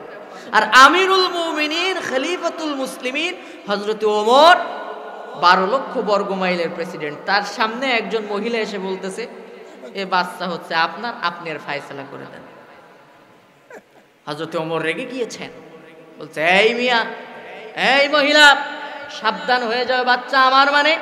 এত বড় স্পর্ধা তোমার, এত বড় কথা বললে? আমার বাচ্চা মানে কি ভালো করে খুঁজে বলো। মহিলা বলছে আমিরুল মুমিনিন রাগ করবেন না, ক্ষিপ্ত হবেন না, আগে ভালো করে শুনে নেন বাচ্চা কার। অ্যাকচুয়ালি এই বাচ্চাটা হলো আপনার সন্তান আবু শামা, তার সন্তান, তার ঔরজাত সন্তান। বলে কেমনে খুলে বলো তো দেখি। বলে আমি মরুভূমির ভিতর দিয়ে একাকী হেঁটে যাচ্ছিলাম, আপনার সন্তান আবু শামা মদ্যপান করেছিল, এমন অবস্থায়, মাতাল অবস্থায় আমাকে ধরে নিয়ে গিয়ে আমার উপরে ঝাঁপিয়ে পড়ে অপকর্মে লিপ্ত হয়েছে। আর সেই অপকর্মের ফসল হলো এই বাচ্চা। এই বাচ্চা আপনার সামনে আমি হাজির করলাম, আপনার আবু শামার বিচার আপনি করেন, আর এই সন্তানের ফয়সালাটা একটু করে দেন। হযরত ওমরের মাথার উপরে আকাশ ভেঙে পড়ল। ঈমান কাকে বলে? আল্লাহর উপরে ঈমান আনছে আর ফয়সালা কেমনে মেনে নিছে? আল্লাহ যেটা বলেছেন ঠিক, কোরআন যেটা ঠিক বলেছে, ঈমানদারেরা সেটাই ঠিক বলেছে, এটাই তার বাস্তব প্রমাণ। খেয়াল করে শুনতে হবে, আমার চোখের দিকে চোখ দিয়ে খেয়াল করে শোনেন, একটা কথাও মিস যেন না হয়, খেয়াল করে শুনতে হবে। হযরত ওমরের মাথার উপরে যেন আকাশ ভেঙে পড়ল। হযরত ওমর বলে কোথায় আবু শামা? এত বড় স্পর্ধা কোথায়? আবু শামা কোথায়? বলে চিন্তা নাই, টেনশন নাই, আমার সন্তানের বিচার করার জন্য পুলিশ, বিডিআর, আর্মির প্রয়োজন নেই। আমি আমিরুল মুমিনিন খলিফাতুল মুসলিমিন, আমি আমার নিজেই যথেষ্ট আমার সন্তানের বিচার করার জন্য, কারোর দরকার নেই। হযরত ওমর একজন সাহাবীকে নিয়ে এই হাদিস যিনি বর্ণনা করেছেন, হযরত ওমর একজনকে নিয়ে তার বাড়িতে দৌড়ে চলে গেলেন। বিবির কাছে ডাক দিয়ে বলেন, বিবি রে, আমার ছেলে, আমার সন্তান আবু শামা কি বাড়িতে আছে নাকি? বিবি বলছে হ্যাঁ আপনার সন্তান বাড়িতে আছে। কোথায় সে? বাইরে ছিল, বাড়িতে এসে দুপুরের খানা খাচ্ছে, খাবার খাচ্ছে, ঘরের ভিতরে খাবার খাচ্ছে, ঘরের ভিতরে যে দেখেন আপনার সন্তান উপস্থিত। হযরত ওমর ঘরের ভিতরে ঢুকলেন, খাবার খাচ্ছিল আবু শামা, হুঙ্কার দিয়ে ডাক দিলেন, আবু শামা ঘরে আছো নাকি?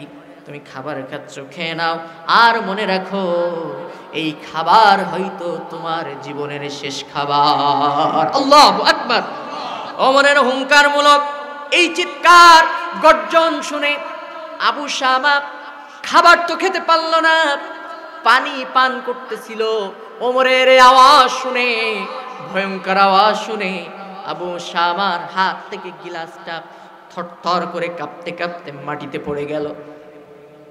হযরত ওমর বলতেছে, আবু শামা এদিকে আসো। কলার ধরে টেনে আনছে, জামা ধরে টানতে টানতে বাইরে নিয়ে আসছে। আবু শামার মা হাজির, ডাক দিয়ে বলে, আবু শামা যা বলবে সত্য কথা বলবে। আমি আমিরুল মুমিনিন খলিফাতুল মুসলিমিন, সারাটা জীবন সত্যের পক্ষে আমি অবস্থান করেছি, মিথ্যার পক্ষে আমি কখনো অবস্থান করি নাই। আমি মানুষকে সত্যের দিকে আহ্বান করি, কারণ এই পৃথিবীতে যত নবী এবং রাসূল এসেছে, সব নবী এবং রাসূলদের আহ্বান ছিল সত্য নাকি মিথ্যা। জোরে বলেন না, সত্য না মিথ্যা? কোরআন জানিয়েছে, ওয়ালাকাদ বাআসনা ফি কুল্লি উম্মাতির রাসূলান আন ইবুদুল্লাহ ওয়াজতানিবুত তাগুত। আল্লাহু আকবার। অন্য আয়াতে বলা হয়েছে ইয়া কওমি ইবুদুল্লাহা মা লাকুম মিন ইলাহিন গায়রু। আল্লাহু আকবার। সব নবীদের দাওয়াত ছিল সত্যের দিকে। হে আমার জাতির লোকেরা, মিথ্যাকে বর্জন করো। এই পৃথিবীতে যত মিথ্যা আছে, ইসলাম বিরোধী শক্তি যা কিছু আছে ইসলামের বিপক্ষে, কোরআনের বিপক্ষে, সব হলো মিথ্যা। সত্য হলো একজন, তিনি কে? আরো জোরে বলেন না, তিনি কে? ওই আল্লাহর বাণী, ওমান আসদাকু মিনাল্লাহি কিলা। আর তার থেকে সুন্দর কথা কে বলেন? আর তার থেকে সুন্দর বাণী আর কার হতে পারে? সত্য কথা একমাত্র কে বলেন? বলেন তো দেখি। সুতরাং এই সত্যের পক্ষে সারাটা জীবন নবীরা আহ্বান করেছে। আমি সেই নবী সাহাবী হযরত ওমর, খবরদার খবরদার মিথ্যা কথা বলবে না। যে প্রশ্নগুলো করবে সঠিক সঠিক জবাব দিবে প্রত্যেকটা প্রশ্নের। মিথ্যা যদি বলো আমি আমিরুল মুমিনিন হযরত ওমর, আমি কিন্তু ধরে ফেলবো, সাবধান হইয়া যাও। হযরত ওমরের এই কথা শুনে আবু শামা বলতে, হ্যাঁ পিতাজি, সব কথার জবাব আমি দিব, আপনি প্রশ্ন করতে পারেন। হযরত ওমর রাদিয়াল্লাহু তাআলা আনহু প্রশ্ন করতেছেন, আবু শামা তুমি বলো তো দেখি, কখনো কি তুমি তোমার বন্ধুদের খপ্পরে পড়ে শয়তানের ধোকায় পড়ে মরুভূমির ভিতরে মদ পান করেছিলে নাকি? বলে হ্যাঁ করেছিলাম। বলে এই মদ পান করার পরে কোনো একটা মেয়েকে ধরে এনে তার সঙ্গে অপকর্মে জিনায় কি তুমি লিপ্ত হয়েছিলে? আবু শামা কাঁদতেছে, দুই চোখের পানি ফেলে কাঁদে, পিতাজি হ্যাঁ শয়তানের ধোকায় পড়ে আমি করে ফেলেছি, কিন্তু এই গুনাহ করার পর বারবার তওবা করেছি, ঈমান আনার জন্য আমি চেষ্টা করেছি। আল্লাহর কাছে প্রত্যেকটা রাতে আমি কাঁদতে থাকি দুই চোখের পানি ফেলে, না জানি আমার রব আমাকে কবে মাফ করে দেন। মাফ করার মালিক কে? জোরে বলেন না কে? আরো জোরে বলেন না কে? আবু শামা বলে আমি প্রত্যেকটা রাতে নামাজ পড়ে আল্লাহর দরবারে কাঁদি, আল্লাহ কবে আমাকে মাফ করে দিবেন। অনুশোচনার আগুন আমাকে জ্বালিয়ে পড়ে সারকার করে দেয় প্রত্যেকটা মুহূর্তে। ও পিতাজি হ্যাঁ আমি মদ পান করেছিলাম, আপনি যে অপবাদ যে কথা বলতেছেন প্রত্যেকটা কথাই সত্য। এই কথা যখনই বললেন হযরতে ওমর বলতেছেন, ও আবু শামা তুমি কি জানো এর শাস্তি কি হতে পারে? বলতেছে হ্যাঁ জানি, এর শাস্তি হলো যদি কোনো মানুষ জেনায় লিপ্ত হয়, জেনায় লিপ্ত হলে আল্লাহ রাব্বুল আলামিন সূরা নূরের ভিতরে ফয়সালা দিয়েছেন যে অবশ্যই তাকে বেত্রাঘাত করতে হবে। হযরত ওমর বলতেছেন তোমাকে তো বেত্রাঘাত করা হবে, কিন্তু আবু শামা বলছে পিতাজি এখানে তো আর কেউ নাই, আমার মা সাক্ষী, আপনার একজন সাহাবী, আপনার একজন পাশের সাহাবী সে উপস্থিত আছে, কিন্তু আপনার কাছে একটা অনুরোধ। কি অনুরোধ? সন্তান হিসেবে একটা দাবি করতে চাই, সেটা হলো আপনি হাজার হাজার মানুষের সামনে মদিনার মসজিদে আমার বিচারটা করবেন না, অপমানিত করবেন না, লাঞ্ছিত করবেন না, মেহেরবানি করে। এখানে তো সবাই আছে, আমার মা শুনেছে সাক্ষী, আপনি বিচারটা এখানেই কার্যকর করে দেন। আপনার হাতে তরবারি আছে, তরবারি দিয়ে আমারে দ্বিখণ্ডিত করে দেন, আমার কোনো আপত্তি নাই। হযরতে ওমর বলছে, ও আবু শামা শোনো, আমার কোরআন যদি এই কথা বলতো, আমার কোরআন যদি এই কথা বলতো যে অগোচরে মানুষের বিচার কার্যক্রম হবে, তাহলে আমি তাই করতাম।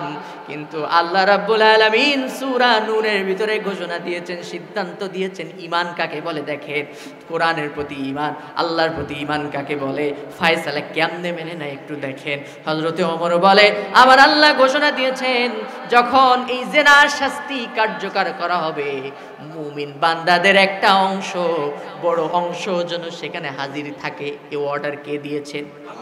আরো জোরে বলেন না কে দিয়েছেন? হবে না, আমি যদি তোমার বিচার এখানে করে দেই, তরবারি দিয়ে দ্বিখণ্ডিত করে দেই, তোমার তো বিচার হয়ে গেল, কিন্তু কোরআনের আইন তো লঙ্ঘন হলো। আমি ওমর তো কোরআনের আইন লঙ্ঘন করতে পারবো না, চলো আমার সঙ্গে।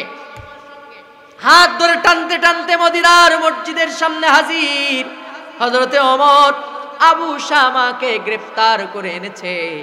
সাহাবীরা ঠক ঠক করে কাঁপতেছে। আজকে আমিরুল মুমিনিনের বিচার কার্যকর, আমিরুল মুমিনিনের ছেলে আবু শামার বিচার কার্যকর হবে। কি বিচার হবে আল্লাহই ভালো জানে। আহা, আমরা হলে কি করতাম?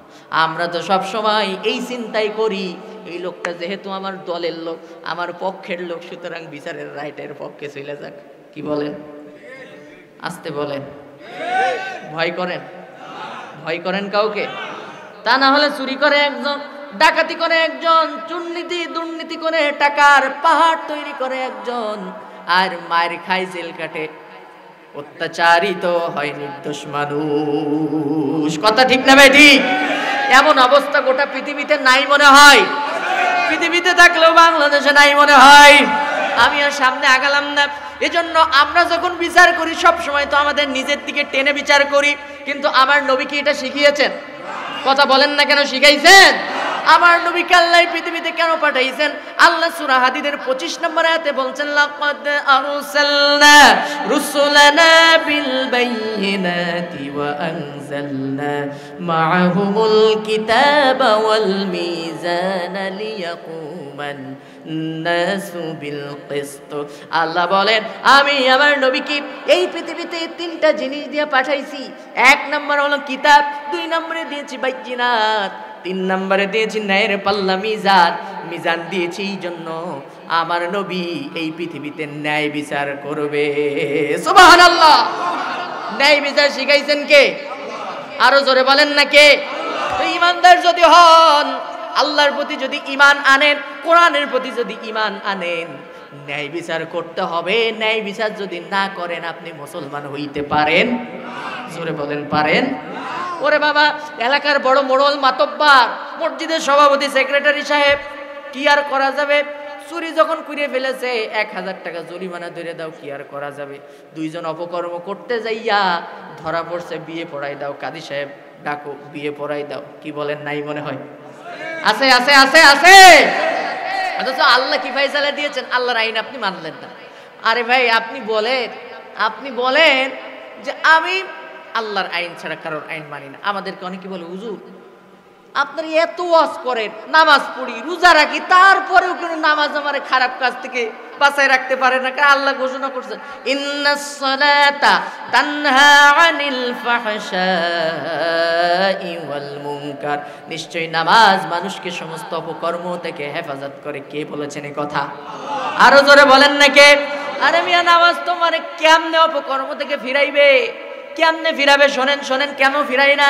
নামাজের ভিতরে বললেন আল্লাহু আকবার, কার সামনে দাঁড়ালেন? জোরে বলেন, কার সামনে? আপনি এবার বলতেছেন আলহামদুলিল্লাহি রাব্বিল আলামিন আর রহমানির রহিম। কার সামনে বললেন? এরপরে আল্লাহকে বললেন ইয়াকা না'বুদু ওয়া ইয়াকা, কান ধরি, হাত বেঁধে আল্লাহর সামনে আপনি শপথ করতেছেন, আল্লাহ তোমার আইন ছাড়া কারোর আইন মানি না, তোমার গোলামি ছাড়া কারোর গোলামি করি না। মসজিদ থেকে বাইরে হইলেন, বাম পাশ দিয়ে হাঁটতেছেন, কার আইন মানলেন? ডানে হাঁটবেন আল্লাহর আইন, বামে হাঁটবেন কার আইন? জোরে বলেন না কেন? কার আইন? আরো জোরে বলেন।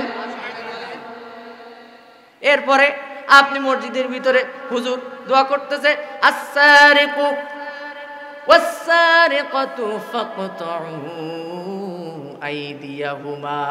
কোরআনের আয়াত পড়লেন, ইমাম সাহেব বাইরে এসে ফিচার করলেন, ফয়সালা করলেন, চুরি করেছে, কি করা যাবে? 1000 টাকা জরিমানা করে দাও। ও ভাই, নামাজের ভিতরে বললেন আল্লাহ তোমার আইন ছাড়া কারোর আইন মানি না, আর নামাজ থেকে বের হইলেন, বাম পাশ দিয়ে হাঁটলেন, আল্লাহর আইন মানলেন না শয়তানের আইন মানলেন? জোরে বলেন। শয়তানের আইন মানলেন। আপনি বিচার করলেন না, কোরআন দেয়া মানুষের তৈরি আইন দেয়া বিচার করলেন।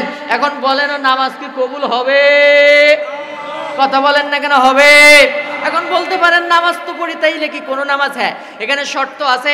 আল্লাহ আপনাকে দায়িত্ব দিয়ে পাঠাইছেন। আল্লাহ আপনাকে দায়িত্ব দিলেন কি, হুয়াল্লাযী আরসালা রাসূলাহু বিল হুদা ওয়া দীনিল হক লিইয়ুযহিরাহু আলাদ-দীনি কুল্লিহি ওয়ালাউ কারিহাল মুশরিকুন। আল্লাহু আকবার। ওমরের ছেলের বিচার হবে আবু শামার বিচার। মদিনার মসজিদে আবু শামা গ্রেপ্তার অবস্থায় বিচার। আজকে আর বলবো না নাকি বাদ দিয়ে দেবো? শুনবেন শুনবেন শুনবেন। একজন উঠবেন, ঝামেলা করবেন, ডিস্টার্ব করবেন, আমি আর বিচার বলবো না, মুনাজাত দিয়ে দেবো। সাবধান হয়ে যান। যে উঠবেন সবাই কিন্তু বঞ্চিত হবে, এই কোরআনের এই হাদিসটাকে থেকে বঞ্চিত হবে। সাবধান হয়ে যান। যদি আপনার সমস্যা থাকে, 1 নম্বরে গেলে 1 আঙ্গুল উঁচু করবেন, 2 নম্বরে গেলে 2 আঙ্গুল। আবার কেউ 3 নম্বর উঁচু করেন না। আমার সিলেটে উঁচু করছে 3 নম্বর। আমি বললাম ভাই 3 নম্বর কি করলো? হুজুর বিড়ি বিড়ি বিড়ি আছে। স্বভাব আছে নাকি এখানে? এই সভা শুনতে এসে এই বেকায়দা কাজ করেন না কেউ, মেহেরবানি করে। এজন্য ছুটি নিয়ে যাবেন, ছুটি নিয়ে যাবেন, তাছাড়া কিন্তু ওঠা যাবে না। সাথে এমনি লোকজন কম, বিশৃঙ্খলা করা যাবে না। তো ওমরের বিচার ওমর নিজে করবে, ওমরের সন্তানের বিচার ওমর নিজে করবে, কোরআন দিয়ে বিচার করবে। এটা দেখার দরকার আছে না? ঈমান কাকে বলে? তাহলে আল্লাহ আপনাকে কি ফায়সালা দিয়ে পাঠাইলেন? আল্লাহ বললেন নামাজ তোমার কবুল হয় না, তুমি আল্লাহর বিপক্ষে অবস্থান করতেছো, কোরআনের আইন মানতেছো না। তোমার দায়িত্ব কি শোনো, হুয়াল্লাযী আরসালা রাসূলাহু বিল হুদা ওয়া দীনিল হক, আমি যে দ্বীনে হক সত্য সংবিধান দিয়ে তোমাকে এই পৃথিবীতে পাঠাইছি, সেই সত্য সংবিধানের নাম কি বলেন? জোরে বলেন নাকি? ও নবী, সত্য সংবিধান দিয়ে তোমার কাছে পাঠাইলাম। নবী শোনো শোনো, এই সত্য সংবিধান দ্বীনে হক দিয়ে তোমার কাছে পাঠাইলাম। কাজ হলো এই জমিনে মানুষের তৈরি যত আইন আছে, মতবাদ আছে, ওইগুলাকে জমিন থেকে চিরতরে ধুয়ে মুছে সাফ করে দিয়া আমার সত্য সংবিধান মহাগ্রন্থ আল কোরআনকে প্রতিষ্ঠার জন্য তোমাকে চেষ্টা করতে হবে। কে বলছেন? জোরে বলেন না কে? নামাজ যদি কবুল হইতে হয় তাহলে আপনাকে অবশ্যই সূরা সফের আয়াত মানতে হবে। আল্লাহ আপনাকে দায়িত্ব দিয়েছেন, প্রতিষ্ঠিত হোক আর না হোক, আল্লাহর আইন প্রতিষ্ঠা হোক আর না হোক, চেষ্টা করার কথা বলেছেন কে? জোরে বলেন না কে? এখন আপনারা অনেকে ভয় দেখাইতে পারে ঈমান আনার পরে। কি দেখাতে পারে? জোরে বলেন। ভয় দেখাইতে পারে, বিভিন্ন পরামর্শ দিতে পারে, বিভিন্ন চুক্তি দেখাইতে পারে, সমঝোতায় আসতে করতে পারে যে হুজুর আসেন একটা সমঝোতায় আসি। কেমন সমঝোতা? আমার নবীকে আবু জাহেল প্রস্তাব দিচ্ছে, ভাতিজা মুহাম্মদ শোনো, তুমি আল আমিন, তুমি সাদিক, তোমার থেকে ভালো মানুষ পৃথিবীতে আর একটাও নাই। আবু জাহেল বলতেছে এই কথা। তো চলো আমরা একটা সুন্দর সমঝোতা করে নিই, একটা ফায়সালা করে নিই, মীমাংসা করে নিই। এই মসজিদ কাবা ঘর এটা তোমার দায়িত্বে দিলাম, এটা তোমার দায়িত্বে থাক, তুমি এখানে থাকো, নামাজ কালাম করো, ওয়াজ নসিহত করো, এরপরে কালো পাথরে চুমা খাও, তাওয়াফ করো, সাহি করো, এরপরে অনেক কিছু করো, ইবাদত বন্দেগী করো, জিকির আজগার করো, তাসবিহ টেপো, সুবহানাল্লাহ আলহামদুলিল্লাহ পড়ো। কিন্তু বাইরের যে কাজকর্মগুলো, রাষ্ট্রনীতি, অর্থনীতি, রাজনীতি, বিচারনীতি, এগুলো ধারে কাছে মুহাম্মদ তুমি আসে না, এগুলো আমি আবু জাহেল আমি দেখা শুরু করি। কে প্রস্তাব দিচ্ছে? জোরে বলেন কে? নবীকে প্রস্তাব দিচ্ছে, ভাতিজা চল একটা সমঝোতা করে নেই। আমাদের সমাজে অনেকেই আছে, হুজুর আপনি 14 গ্রাম এই কেন্দ্রীয় জামে মসজিদের মতো এত বড় একটা মসজিদের খতিব, এরপরে এই মসজিদের নাম কি? বসন্তপুর।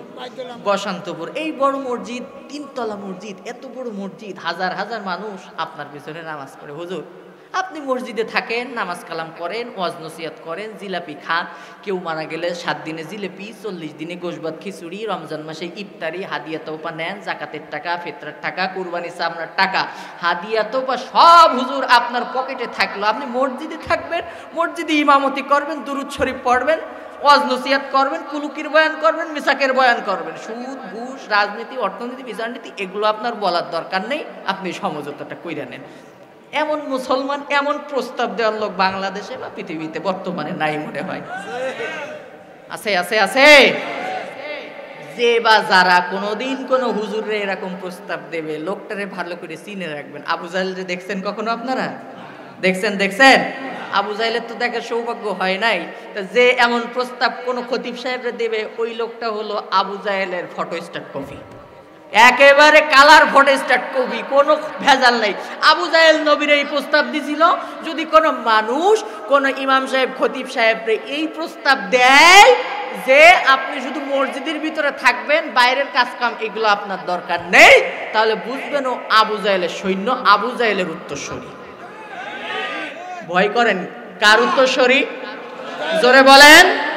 শোনেন, আমি কোনো দলের পক্ষে কথা বলতেছি না, আওয়ামী লীগ, বিএনপি, জামাত ইসলাম, জাতীয় পার্টি কোনো পক্ষে আমি বলতেছি না। তবে কোরআন আপনার পারিবারিক নীতি দিয়েছে, পারিবারিক জীবন কেমনে আপনি চালাবেন, সামাজিক জীবন কেমনে চলবে, অর্থনৈতিক জীবন, সাংস্কৃতিক জীবন, অর্থনীতি, প্রত্যেকটা ক্ষেত্রে আল্লাহর নবী, কোরআন এবং আল্লাহ ফায়সালা দিয়েছেন নাকি দেন নাই? জোরে বলেন, দিয়েছেন নাকি দেন নাই? প্রত্যেকটা আপনাকে মেনে নিতে হবে, তাহলেই আপনি মুসলমান। এ কথা কে বলেছেন? আরো জোরে বলেন না কে? নবী কি মেনেছিলেন? নবী বললেন, চাচা, ও চাচা আবু জাহেল, শোনো শোনো, তুমি আমাকে এই প্রস্তাব দিতেছ, আমি তো এই জন্যই পৃথিবীতে আসি নাই। আমি কেন আসছি শুনে নাও। যেই আয়াত তেলাওয়াত করলাম, আল্লাহর নবী তার চাচা আবু জাহেলকে শুনায় দিলেন, ও চাচা শোনো, আল্লাহ মানে শিখাইছেন আমি এই পৃথিবীতে কেন আসছি। হুয়াল্লাযী আরসালা রাসূলাহু বিল হুদা ওয়া দীনিল হক লিইয়ুযহিরাহু আলাদ দীনি কুল্লিহি ওয়ালাউ কারিহাল মুশরিকুন। এ বাণী কার? জোরে বলেন না কার? আল্লাহ যে পাঠাইছেন, আল্লাহ যে কোরআন পাঠাইছেন, এ কোরআন দিয়ে তোমার সমাজ পরিচালনা হবে, তোমার পরিবার পরিচালনা হবে, তোমার জীবন পরিচালনা হবে। সংসদ থেকে শুরু করে নিয়ে সংসদ পর্যন্ত সব জায়গায় কোরআন ফয়সালা দিয়েছে। আর এইগুলাকে প্রতিষ্ঠার জন্য আল্লাহ আমাকে চেষ্টা করতে বলেছেন, আমি সেই জন্য আসছি। জোরে বলেন সুবহানাল্লাহ।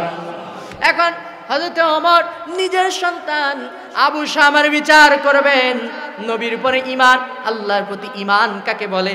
ওই যে শর্তটা আমি বলতেছিলাম, জান্নাত যদি পেতে চান, জাহান্নাম যদি হারাম করতে চান, আল্লাহ বলেছেন আমার সঙ্গে একটা ব্যবসা তোমাদেরকে করতে হবে। সে ব্যবসা হলো, এক নাম্বার হলো তোমাদেরকে ঈমান আনতে হবে। কার উপরে? আরো জোরে বলেন না, কার উপরে? আল্লাহর উপরে ঈমান। আর দুই নম্বরে হলো তোমাকে ঈমান আনতে হবে রাসূলের উপরে। কার উপরে? জোরে বলেন, কার উপরে? আল্লাহর প্রতি ঈমান কাকে বলে? হযরত ওমর সেটাই শিখাচ্ছেন। ছেলে আবু শামার বিচার হবে, মদিনার মসজিদে গ্রেফতার অবস্থায় আছে, হযরত ওমরের ছেলের বিচার হবে। সাহাবীরা চিন্তা করে, তাই তো ওমরের বিচারের ছেলে ওমর নিজে করবে, ওমরের ছেলের বিচার নিজে ওমর করবে। কেমন বিচার করে দেখা যাক। মদিনার মসজিদে নামাজ শেষ হয়েছে, হযরত ওমর মসজিদে নববী থেকে বের হলেন, বললেন, শোনো, আমার সন্তান আবু শামা জিনা করেছে, সে নিজে মুখে স্বীকার করে নিয়েছে, আমার সঙ্গে সাহাবী ছিল, সে সাক্ষী। আমি বিচার করলাম, কোনো রায়ের দরকার নাই, অন্য কোনো মানুষের বিচারের দরকার নাই। আমি ওর পিতা আমিরুল মুমিনিন হযরত ওমর নিজে ওর বিচার করব। আমি ওর বিচারের রায় দিলাম, আমার ছেলে দোষী, সুতরাং ওকে এখন চাবুকের আঘাত করা হবে। হযরত ওমর রায় দিয়া দিলেন। সুবহানাল্লাহ পড়বেন না? জোরে বলেন না সুবহানাল্লাহ। আদেশ দিলেন আফলাকে, বিচার কার্যকর যিনি করেন, জল্লাদ। আমাদের ভাষায় আমরা কি বলি? জল্লাদকে ডাকলেন। জল্লাদকে ডাকতে বলতেছেন, জল্লাদ এদিকে আসো, আমার ছেলের গায়ে আঘাত করা শুরু করো। জল্লাদ কাঁদতেছে, চিন্তায় পড়ে গেছে, টেনশনে পড়ে গেছে। সে কি কথা? আমিরুল মুমিনিনের ছেলের বিচার, আবু শামার গায়ে আমি কেমনে হাত উঠাবো, কেমনে চাবুকের আঘাত করব? আয় আমিরুল মুমিনিন, আপনি আমাকে মাফ করে দেন, ক্ষমা করে দেন। আপনার সন্তান আবু শামার গায়ে আমি চাবুকের আঘাত মারতে পারবো না, এটা কেমনে মারি? হযরত ওমর রেগে গেলেন, এই আফলা, এত বড় সাহস তোমার, তুমি আমিরুল মুমিনিনের কথা অমান্য করো? তুমি কি নবীর হাদিস পড়ো না? মাইয়ুতিল আমিরা ফাকাদ আতানি ওয়া মাইয়ুতিল আমিরা ফাকাদ আসানি। যেই ব্যক্তি আমার নবীর আনুগত্য করে, সে আমার নবী, যে ব্যক্তি আমিরের আনুগত্য করে সে আমার নবীর আনুগত্য করে, আর যে আমিরকে অমান্য করে সে আমার নবীকে অমান্য করে। আল্লাহু আকবার। এ হাদিস কি শোনো নাই? এত বড় সাহস তোমার? আমি আমির, মুসলমানদের খলিফা, আমি তোমাকে আদেশ দেই আর তুমি বলো এ বিচার কার্যকর করতে পারবে না? এটা কেমন কথা? শুরু করো বিচার, আঘাত শুরু করো। চাবুকের আঘাত শুরু হলো। কিতাবে পড়েছি 100টা চাবুকের আঘাত মারা হবে। একটা একটা করে যখন চাবুকের আঘাত মারতে শুরু করেছে। গ্রেফতার করেছে আবু শামাকে। আবু শামার পিঠে যখন এই চাবুকের আঘাত পড়তে শুরু করেছে, আবু শামা চিৎকার করতেছে, চেঁচামেচি করতেছে, দুই চোখ থেকে পানি পড়তেছে, শরীর থেকে রক্ত পড়ে পড়ে জমিন ভিজে লালে লাল হয়ে যায়। হযরতে ওমর কোনো মায়া নাই, কোনো দয়া নাই, কারণ তুমি আমার নবীর বিপক্ষে অবস্থান করেছো, তুমি কোরআনের বিপক্ষে অবস্থান করেছো, আর আমার কোরআন তোমার বিচার করতে বলেছে।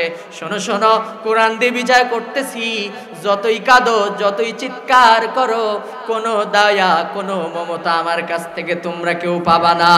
আল্লাহু আকবার।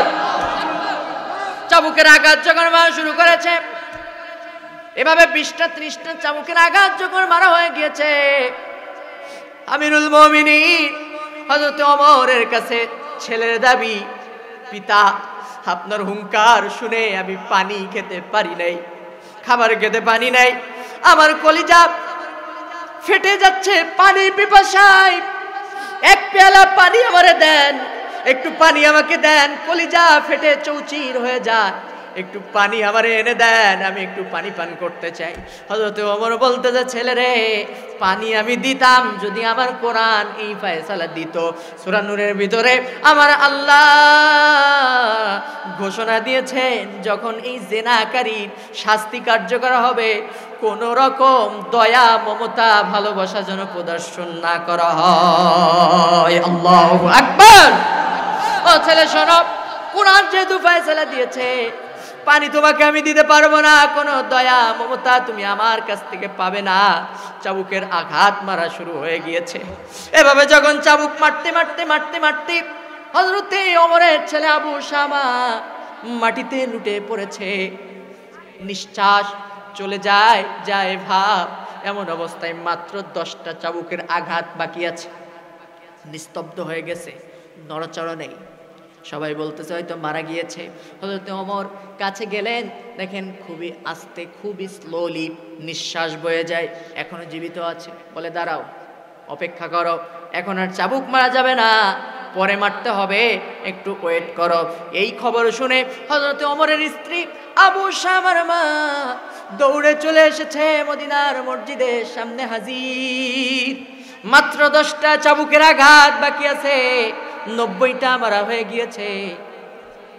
বিবি এসে হাজির, ওগো স্বামী আমিরুল মুমিনিন ওমর, সারাটা জীবন তোমার খেদমত করেছি, ইসলামের জন্য কত কিছু ত্যাগ করেছি, নামাজ পড়েছি, রোজা রেখেছি, কোনোদিন কিছুই চাই নাই, কোনো বিনিময়ে চাই নাই।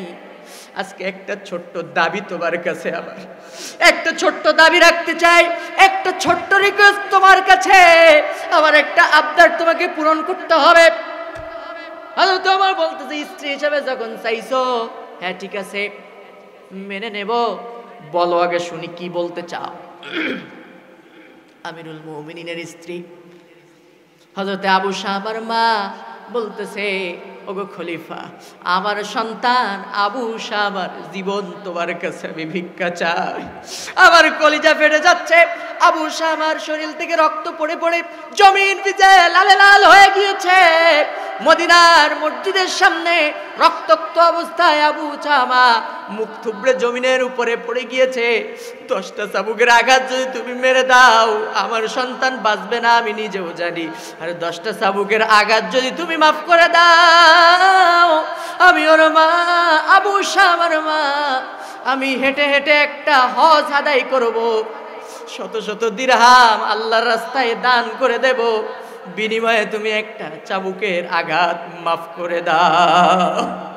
হযরতে ওমর বলে, ও বিবি, তুমি যেই দাবি করছো, মা হিসাবে তোমার দাবি করার অধিকার আছে, বিবি হিসাবে বলতে পারো, ঠিক আছে মেনে নেব, তবে শর্ত হলো একটা। কয়টা? কথা কয় না কয়টা? দাবি মেনে নেব, একটা শর্ত। সে শর্তটা কি? তুমি যেই দাবি প্রস্তাব উত্থাপন করেছো, যেই প্রস্তাব দিয়েছো, এই প্রস্তাবের পক্ষে তোমাকে একটা দলিল আনতে হবে। কি দলিল? নবীজির কোরআনের ভিতরে তো কোনো দলিল নাই, আমিও জানি। এই প্রস্তাবের পক্ষে কোনো দলিল নাই, কোনো মায়া মমতা দেখানোর সুযোগ নাই। আমি নিজে কোরআনকে ভালোবাসি, আল্লাহর প্রতি ঈমান এনেছি, কোরআনের ফায়সালা কার্যকর করতে গিয়ে আমার সন্তানের আজকে এই অবস্থা। কোরআনে যে নাই এটা আমি ওমর নিজেও জানি, কিন্তু তুমি যেই প্রস্তাব রেখেছো এই প্রস্তাবের পক্ষে একটা দলিল তোমাকে আনতে হবে। কি দলিল? নবীর একটা হাদিস তোমাকে আনতে হবে। আমি ওমরের জানা মতে কোনো হাদিস আমার জানা নাই যে নবীজির পক্ষে কোনো কথা বলেছেন। তবে ওগো বিবি, চলে যাও, নবীজির অসংখ্য সাহাবী মদিনার মসজিদে দাঁড়ায় আছে, চোখের পানি ফেলতেছে। হযরতে ওমরের ছেলের বিচার হচ্ছে, কেউ কিছু বলতে পারে না, চোখের পানি ফালায়, কিন্তু কেউ কোনো কথা বলার সাহস পায় না। ও বিবি চলে যাও। হাজার হাজার হাদিস বর্ণনা করেছে, আবু হুরায়রা জীবিত আছে, নবীজি আরেকজন সাহাবী ইবনে আব্বাস জীবিত আছে, যাও তার কাছে, হাজার হাজার হাদিস বর্ণনা করেছে, তার কাছে যাও। ও বিবি যাও, নবীজির সহধর্মিণী উম্মুল মুমিনিন, লক্ষ হাদিসের হাফেজা হযরত মা আয়েশা এখনো জীবিত আছে, মা আয়েশার কাছে যাও, একটু খোঁজ নাও তো দেখি আমার নবী কোনো কথা বলছেন কিনা তোমার এই প্রস্তাবের পক্ষে। যদি একটা দলিল তুমি আনতে পারো, তোমার সন্তানের পক্ষে এই দলিল কার্যকর হবে, তোমার সন্তান দয়া পাবে, 10টা চাবুকের আঘাত মাপ পাবে। একটা দুর্বল হাদিসও যদি তুমি আনতে পারো, আর যদি কোনো দুর্বল হাদিসও নাই, যে কোরআন যেই কথা বলে নাই, আমার নবী যেই ফায়সালা দেন নাই, আমি আল্লাহর উপরে ঈমান এনেছি, আমার নবীর উপরে ঈমান এনেছি, জীবন চলে যাবে, তামাম পৃথিবী একদিকে চলে যাবে, কিন্তু ওমর তার সিদ্ধান্ত পরিবর্তন করবে না। আল্লাহু আকবার, জোরে বলেন না আল্লাহু আকবার। 10টা চাবুকের আঘাত বাকি। যে কথা বলতেছিলাম, ঈমান কাকে বলে? আপনি যখন ঈমান আনবেন, জাহান্নামকে হারাম বানাতে চাবেন, জান্নাতকে ওয়াজিব করতে চাবেন, ঘোষণা দিতে হবে। কি ঘোষণা দিবেন আপনি? কোরআন শুনিয়েছে, ইন্নাল্লাহা আশতারা মিনাল মুমিনিনা আনফুসাহুম ওয়া আমওয়ালাহুম বিআন্না লাহুমুল জান্নাহ। জোরে বলেন আল্লাহু আকবার, আরো জোরে বলেন না আল্লাহু আকবার। আল্লাহ বলছেন, তুমি যখন ঈমান আনছো, জান্নাত পেতে চাও আমার কাছ থেকে, তোমরা যদি জান্নাত কিনতে চাও, জাহান্নামের আগুন যদি হারাম করতে চাও, কি করতে হবে শোনো। আমি তোমাদেরকে জান্নাত দেব, বিনিময়ে 2টা জিনিস দেওয়া লাগবে। কয়টা? জোরে বলেন না কয়টা? 1 নাম্বার হলো তোমাদের মাল এবং তোমাদের জান, এই 2টা জিনিস তোমাদেরকে আল্লাহর রাস্তায় কোরবানি করতে হবে। নবীর উপরে ঈমান আনছো, আল্লাহর উপরে ঈমান আনছো, এটা প্রমাণ দিতে গেলে 2টা জিনিস কুরবানি করতে হবে, তোমাকে ঘোষণা দিতে হবে।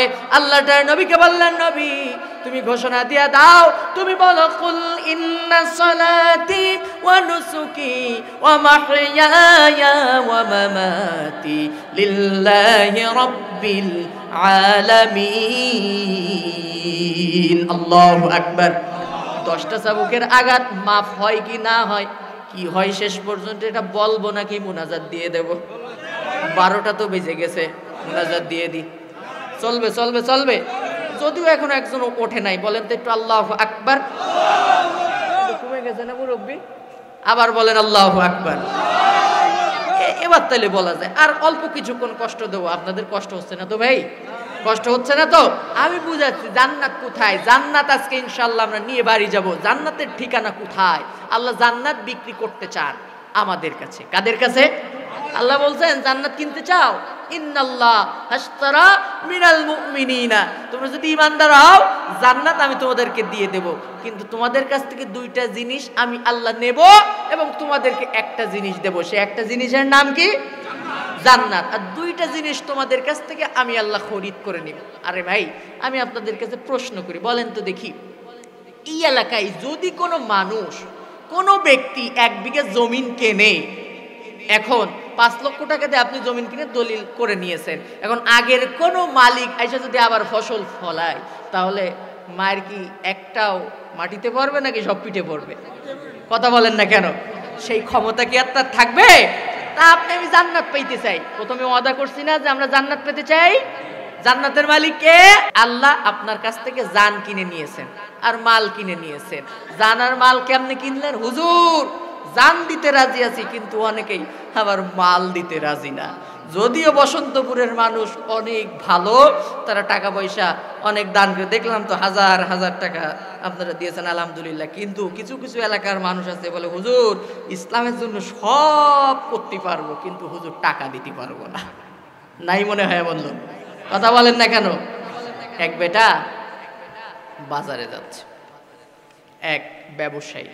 তো এখন পথের মাঝখানে দেখে একটা কুকুর কাঁদতেছে, চিৎকার চেঁচামেচি করতেছে, ক্ষুধার যন্ত্রণায় ছটফট করতেছে। এখন ওই বেটা ওইখানে তার তলপি তুপলা এপাশে রাইখা ও কান্নাকাটি শুরু করছে। লোকজন এসে বলে, আচ্ছা ভাই আপনি এরকম কাঁদেন কেন? আর বললেন না, এই যে কুকুরটা দেখছেন না কাঁদতেছে, আহা আমার খুব কষ্ট লাগতেছে, ক্ষুধার যন্ত্রণায় এখনই সে মারা যাবে আমার মনে হচ্ছে, এই জন্য এই দুঃখে আমি কাঁদতেছি, আমার বড় সহ্য হচ্ছে না এটা, আহা কত কষ্টের বিষয়। আরে মিয়া, কুকুর কাঁদে ক্ষুধার যন্ত্রণায়, তোমার পুটলার ভিতরে কি? ওই আমার স্ত্রী হালুয়া রুটি বানাই দিছে। বলে ভাই রে, না কেঁদে যদি তুমি হালুয়া রুটিতে একটা রুটি কুকুরে দাও, কত জীবন বাঁচে। বলে আরে ভাই, কাঁদতে তো পয়সা খরচ হয় না, রুটি দিলেই তো পয়সা খরচ হবে, আমি কাঁদতে রাজি আছি, রুটি দিতে রাজি নাই। কি বলেন? এমন মুসলমান নাই মনে হয়? কথা বলেন না কেন? এই জন্য আপনার মাল দিতে হবে। এটা আল্লাহর রাস্তায় আপনার সর্বোত্তম। আল্লাহ মালের কথা বলেছেন, সম্পদের কথা বলেছেন, কারণ এই সম্পদ আল্লাহ তাআলা আপনাকে দান করেছেন। কে দান করেছেন বলেন তো? ওদিকে যাব না, আলোচনা অনেক লম্বা হয়ে যাবে। এজন্য সম্পদ আল্লাহর রাস্তায় বেশি বেশি ব্যয় করুন। আর জান কেমনে আপনি আল্লাহর রাস্তায় ব্যয় করবেন? আপনার জীবনে ফয়সালা দিয়েছে কে? জোরে বলেন না কে? হযরত ওমর বিচার করছেন নিজের ছেলে আবু শামার, সেটাই আমি বুঝাচ্ছিলাম। এবং আপনার জীবনে এটাই আপনাকে প্রমাণ করতে হবে যে আপনি আল্লাহর উপরে ঈমান এনেছেন। এটার মানে হচ্ছে আল্লাহ যে ফয়সালা দিয়েছে, সব ফয়সালার কাছে আপনি আপনার মাথাকে নত করে দিয়েছে। আপনি পৃথিবীর কোনো মানুষের কাছে মাথা নত করতে রাজি? কথা বলেন, রাজি? কোন মানুষের গোলামি করতে রাজি? যেটা শিখাইছেন হযরত ইব্রাহিম আলাইহিস সালাম। আমরা তো জায়নামাজের দোয়া পড়ি। আরে মিয়া, জায়নামাজের দোয়া তো এটা না, আসলে এটা কোন জায়গায় পড়তে হয়? আল্লাহ বলছেন, ইন্নী ওয়াজ্জাহতু ওয়াজহিয়া লিল্লাযী ফাতারাস সামাওয়াতি ওয়াল আরদা হানিফা ওয়া মা আনা মিনাল মুশরিকিন। আল্লাহু আকবার। হযরত ইব্রাহিম আলাইহিস সালাম বললেন, আমি আমার এই মাথাকে নত করে দিলাম কার সামনে? জোরে বলেন না, কার সামনে? এই মাথা পৃথিবীর কোনো মানুষের কাছে নত হবে না। আমি কোনো পৃথিবীর মানুষের গোলামি করি না, পৃথিবীর কোনো মানুষের কাছে চাই না, একজনের কাছে চাই। তিনি কে? আল্লাহর কাছে যদি চাই, আল্লাহ কি খালি হাতে ফেরায় নাকি?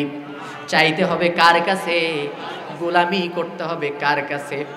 মনে পড়ে যায় দিল্লির সম্রাট আকবরের কথা। নাম শুনছেন না? শুনছেন? খুবই গুরুত্বপূর্ণ, খেয়াল করেন। সম্রাট আকবরের কাছে একবার এক ফকির নামাজ পড়তেছে মসজিদের ভিতরে। ফকির ওই মসজিদের সামনে এক জায়গায় ভিক্ষা করতেছে। লোকজন বলতেছে, আচ্ছা তুমি এই মসজিদের সামনে এইভাবে ভিক্ষা করো কেন? তুমি কি জানো না সম্রাট আকবর মসজিদের ভিতরে নামাজ আদায় করে? যাও সম্রাট আকবরের কাছে যাই, চাও, তোমার আর ভিক্ষা করা লাগবে না। তুমি বাইরে ভিক্ষা করো কেন? সম্রাট আকবরের কাছে যাও, এমন দিয়া দিবে তোমার জিন্দেগিতে আর ভিক্ষা করা লাগবে না। প্রিয় ভাই, আপনি ওই শিয়ালের পিছনে দৌড়ায় তো কোনো লাভ নাই, দৌড়াইতে হয় বাঘের পিছনে। কারণ শিয়াল খায় হচ্ছে মুরগি, ও মুরগি খাবে, আপনার একটা ঠ্যাং দিবে, আপনার দাঁত খিলাল করার কাজও হবে না। আর বাঘ খাই হলো বড় বড় গরু, যখন ওই গরুতে একটা রান যদি আপনার দিয়া দেয়, আপনি সারা সপ্তাহ করে খাইতে পারবেন। কথা ঠিক না বেঠিক? চাইলে জায়গা মতো চাইতে হয়। তো যাও সম্রাট আকবরের কাছে যাই, চাও, তুমি এইখানে ভিক্ষা করো কেন? এখন এই ফকির ভেতরে গেছে, যে দাঁড়াই আছে, সম্রাট আকবর কে দেখে হতবাক হয়ে গিয়েছে। সম্রাট আকবর নামাজ শেষ করে মসজিদ থেকে বের হয়ে আসতেছেন। এমন সময় দেখে একজন ভিক্ষুক দাঁড়ায় আছে মসজিদের ভিতরে। ডাক দিয়েছে, এই এদিকে আসো। কি ব্যাপার? তোমাকে দেখে তো মনে হয় কিছু চাইতে আসছিলে, দেখে ভিক্ষুক মনে হয়, চাইলা না কেন? আমার কাছে কিছু না চেয়ে কেউ তো ফেরত যায় না, কিছু চাইলা না কেন?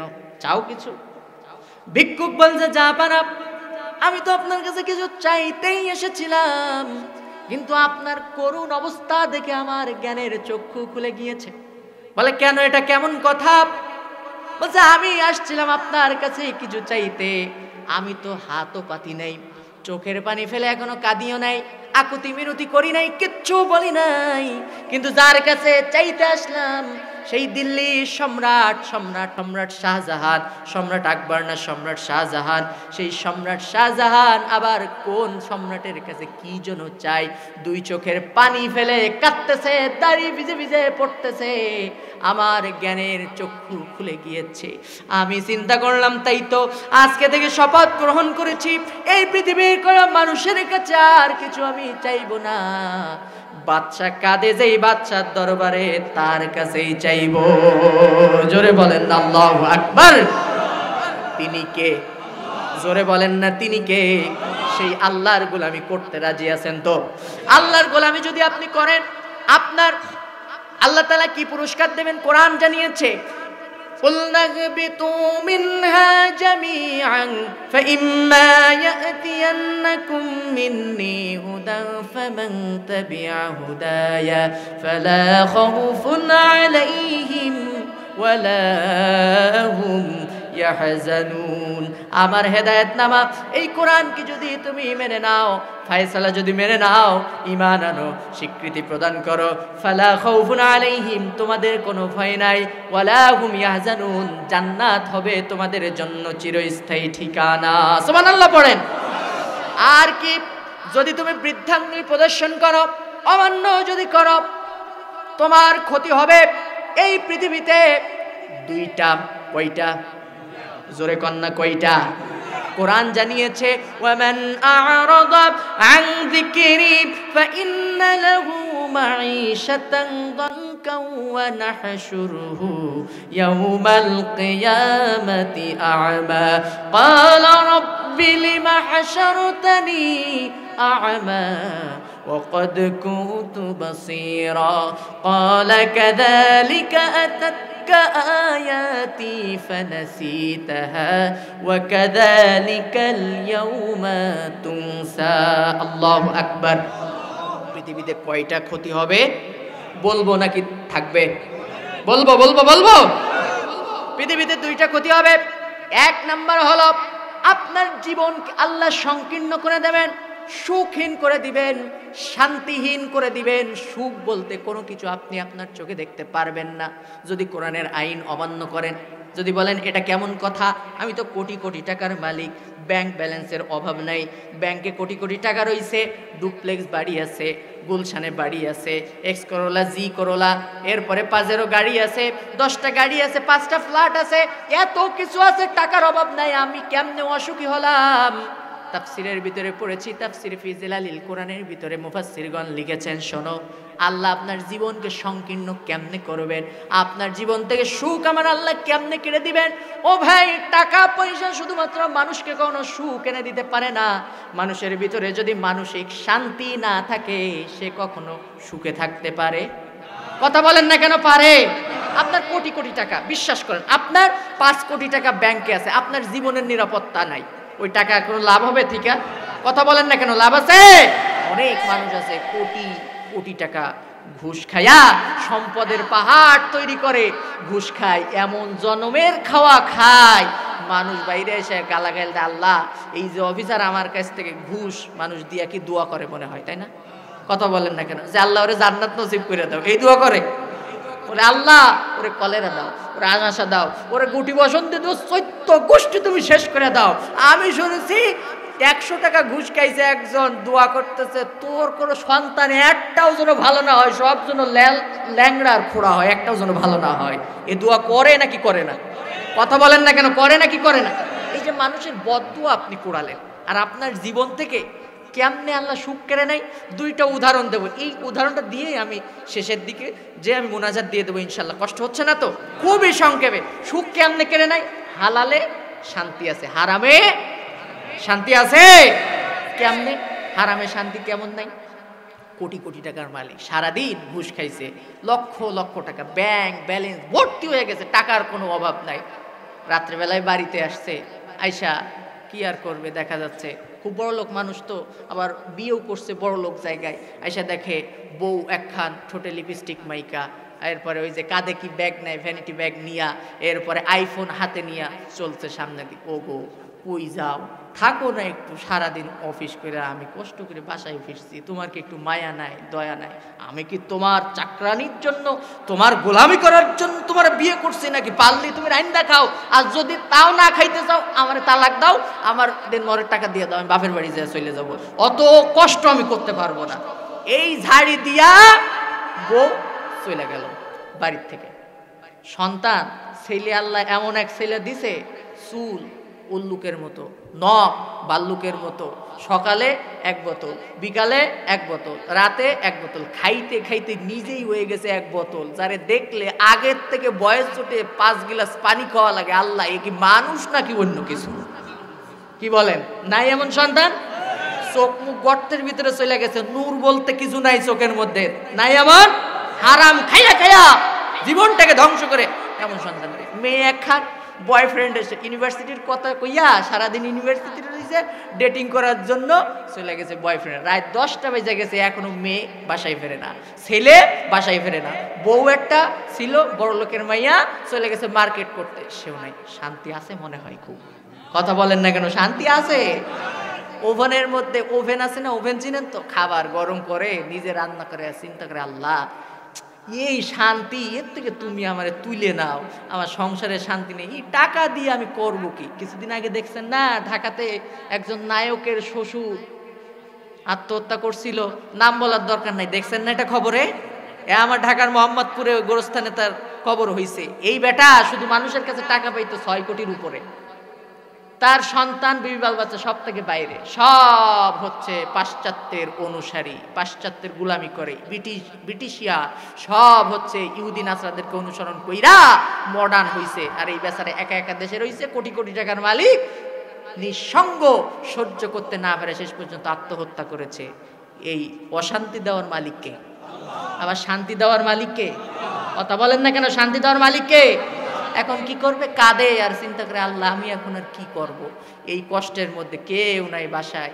এখন ঘরের মধ্যে এসি লাগানো, ফোম, একেবারে 2 লাখ টাকা দিয়ে ফোম কিনে, আপনার ম্যাট্রেস কিনে তার উপরে ঘুমিয়ে রয়েছে।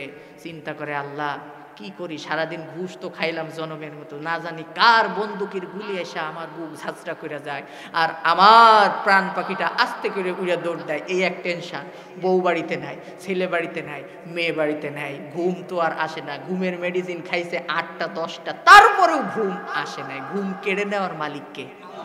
ওয়াজআলনা নাওমাকুম সুবাতা, রাতকে তোমাদের জন্য শান্তির বাহন বানাইছি। তুমি মানুষের হক নষ্ট করছিস মিয়া, শোন শোন, তোর জীবন থেকে আমি আল্লাহ শান্তি কেড়ে নিব। এই ঘোষণা কার? এই যে হারাম খাইলেন, শান্তি কেড়ে নিয়েছে কে? হালালে শান্তি। আমি জাস্ট একটা উদাহরণ দিচ্ছি, এমন সংসার বাংলাদেশে নাই মনে হয়। এই টাইপের সংসার নাই বাংলাদেশে? কথা বলেন না কেন? আছে না নেই? হালালে শান্তি কেমন? আপনি চলে যান একজন সিএনজি চালকের বাসায়, ঢাকাতে চলে যান। এ বেচারা তো এসি রুম নেই, এসি গাড়ি নেই, এসি বাড়ি নেই, ফ্ল্যাট নাই, বড় গাড়ি নাই, কিচ্ছু নাই। সারাদিন কষ্ট করে, সে তো আর ভালো বাসমতি চাউলের ভাতও কিনতে পারে না, চাউল কিনতে পারে না। বিকাল বেলায় 500 টাকা ইনকাম কইরা, হীরা চাউল, মোটা চাউল পাওয়া যায় না, ওই 2 কেজি কিনছে। পচা ইলিশ বা পচা রুই মাছ এই কিনা নিয়ে গেছে বাড়িতে। ঘরমাত্র ক্লান্ত শরীর নিয়ে যখন বাড়িতে গেছে, মেয়েটা দৌড় দিয়ে আসে, বাজারের ব্যাগটা হাতে তুলে নেয়, ছেলেটা দৌড় দিয়ে গামছা গায়ে দেয়, যাও বাবা গোসল করে নাও। এরপরে বিবি হাত থেকে প্যাকেটটা নিয়ে মাছ রান্না করে, সবজি রান্না করে, মোটা চাউলের ভাত রান্না করে প্লেটের সামনে দিল।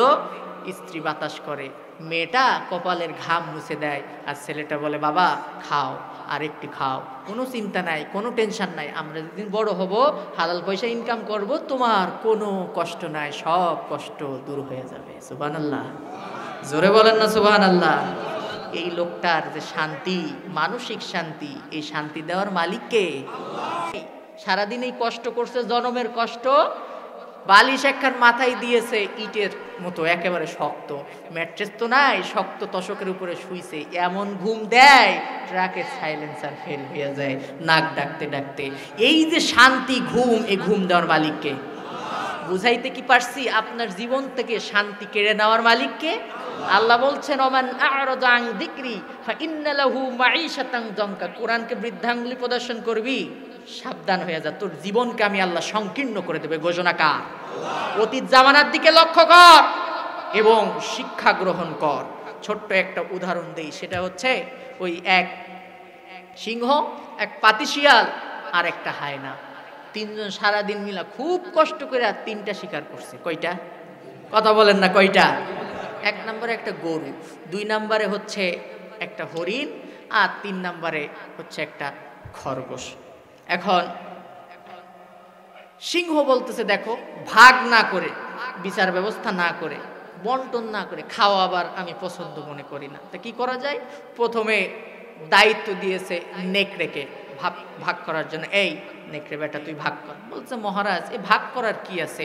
আমি যেহেতু ছোট একটু, আমি ওই হরিণটা খাই, আপনার দেহ যেহেতু বড়, আপনি গরুটা খান, আর ও পাতিশিয়াল বেটা ও খরগোশটা খান। সিংহের মেজাজ খারাপ, বেটা বেয়াদব, এ ধরনের অসম বন্টন নীতি তোরে কে শিখাইছে? এক থাপ্পড় মারছে, ঘুরতে ঘুরতে গিয়া নেকড়ে 100 হাত দূরে গিয়ে পড়ছে। এবার সিংহ পাতিশিয়াল রে দায়িত্ব দিছে, এই পাতিশিয়াল বেটা ভাগ কর। পাতিশিয়াল তো খুব চালাক, ও চিন্তা করে, তাই তো, আমি কি বিপদে পড়বো নাকি? বলে, মহারাজ, এই সামান্য জিনিস ভাগ করার আর কি আছে? বলতেছে, ভাগ না করলে আমি তো খাইতে পারি না। আচ্ছা ঠিক আছে, ভাগ যদি আমাকে করতে বলেন এভাবেই করব। সকালবেলায় ব্রেকফাস্ট, অর্থাৎ আপনি নাস্তা করবেন খরগোশ দিয়া, দুপুরবেলায় লাঞ্চ করবেন হচ্ছে হরিণ দিয়া, রাতের বেলায় ডিনার করবেন ওই যে বড় গরু, ওই আস্ত গরু দিয়া। এবার মহারাজ সিংহ বড্ড খুশি, আহারে শিয়াল রে, এত সুন্দর ইনসাফ ভিত্তিক সমান সুন্দর বন্টন নীতি কে তোরে শিখালো রে? বলে, একটু আগে যে ঘুরতে ঘুরতে গিয়ে 100 হাত দূরে পড়ছে না, ওই আমারে শিখাই গেছে কেমনে ভাগ করতে হয়। প্রিয় মুসলিম ভাইরা শোনেন, আল্লাহর আইনকে বৃদ্ধাঙ্গুলি প্রদর্শন করার কারণে, আল্লাহর আইনের উপরে অবিশ্বাস করার কারণে, ইসলামের বিরোধিতা করার কারণে, কোরআনের বিরোধিতা করার কারণে নমরুদ, ফেরাউন, আবু জাহেল, আবুল আহাব, সাদ্দাত, হামান যেই বিপদের সম্মুখীন হয়েছে, তাদের যেই পরিণতি হয়েছে, সেই পরিণতি থেকে আপনাকে আমাকে শিক্ষা নিতে হবে। কথা ঠিক না বে ঠিক? যাই বলতেছিলাম, তাহলে ঈমান আনতে হবে কার উপরে? হযরতে ওমর বিচার করতেছেন, হযরতে ওমরের স্ত্রী দাবি জানায়, আবু শামার এই 10টা চাবুকের আঘাত মাফ করে দাও। হযরতে ওমর বলতেছে, যাও হাদিস নিয়ে আসো একটা, না হলে কোরআনের আয়াত তো নাই আমি জানি, একটা দুর্বল হাদিসও যদি আনতে পারো তাহলে মাফ হবে, আর যদি না আনো তাহলে মাফ হবে। বিচার হচ্ছে, হযরতে ওমর আবু শামার বিচার কার্যকর আবার শুরু হয়ে গিয়েছে, রায় কার্যকর করা আবার শুরু হয়ে গিয়েছে। 10টা চাবুকের আঘাত যখন মারা শেষ হয়ে গিয়েছে, ওই অবস্থায় আবু শামা রক্তাক্ত অবস্থায় মদিনার মসজিদের সামনে পড়ে আছে। রক্ত শরীর থেকে চরচর করে পড়ে জমিন বিচে লালে লাল হয়ে গিয়েছে। হযরতে ওমর আস্তে আস্তে আবু শামার কাছে গেলেন। আবু শামার কাছে গিয়া সন্তানের মাথা উঁচু করে ধরলেন, দুই চোখের দিকে তাকায়া নাকে নাক লাগায়া বলে, সন্তান, আমার উপরে রাগ করো না, অভিমান করো না, গুনাহ করেছো, কোরআন দিয়ে বিচার করেছি, আল্লাহর উপরে ঈমান এনেছি। আমি জানি আমি যদি কোরআনের বিপক্ষে অবস্থান কইরা, তোমার পক্ষে অবস্থান কইরা রায় শিথিল করে তোমাকে এই পৃথিবীতে বাঁচার সুযোগ করে দিতাম, কিয়ামতের ময়দানে তুমি জাহান্নামের আসামি হইয়া যাইতা। ও সন্তান শোনো, আমি তোমার অনুশোচনা দেখেছি, তুমি তওবা করেছো, আমি নিজেও জানি। ও সন্তান, তুমি কি ভেবেছো তোমার উপরে আমার কোনো মায়া নাই, কোনো দয়া নাই, ভালোবাসা নাই? তুমি কি জানো না, যদি কোনো সন্তানের উপরে আঘাত আসে, সেই আঘাত সন্তানের গায়ে লাগার আগে ব্যথা পাই নিজের বাবা, নিজের মা। ঠিক কিনা? আরো জোরে বলেন ঠিক কিনা? ও আবু শামা, রাগ করিস না, দুঃখ করিস না, কষ্ট নিস না। তোর গায়ে যখন একটা একটা করে চাবুকের আঘাত মারা হয়েছে, আমার কলিজা ফেটে চৌচির হয়ে গিয়েছে। আমি কষ্ট সহ্য করতে পারি নাই, কলিজা ফেটে যাচ্ছিল, আমার বড্ড কষ্ট হচ্ছিল, কিন্তু কিছুই তো করার নাই। কোরআন ফয়সালা দিয়েছে, আমি ঈমান এনেছি, কোরআনের আইন তো অমান্য করতে পারবো না রে আবু শামা। আমার নবীর সঙ্গে যদি তোর দেখা হয়, নবীকে বলে দিও আপনার ওমরকে যেভাবে আপনি দায়িত্ব দিয়ে এসেছিলেন, কোরআনকে অক্ষরে অক্ষরে পালন করেছে, ঈমান এনেছে আল্লাহ এবং তার রাসূলের উপরে, আর সেই ফয়সালা মানতে গিয়া, কোরআনের ফয়সালা মানতে গিয়া আমাকে এই পরিণতিতে পাঠিয়েছে। জোরে বলেন সুবহানাল্লাহ। কি ভালোবাসা নবীজির প্রতি, কি ভালোবাসা আমার নবীর প্রতি সাহাবায়ে কেরাম দেখিয়েছেন। এই কথাই বলতেছিলাম। তাহলে ঈমান আনতে হবে কার উপরে?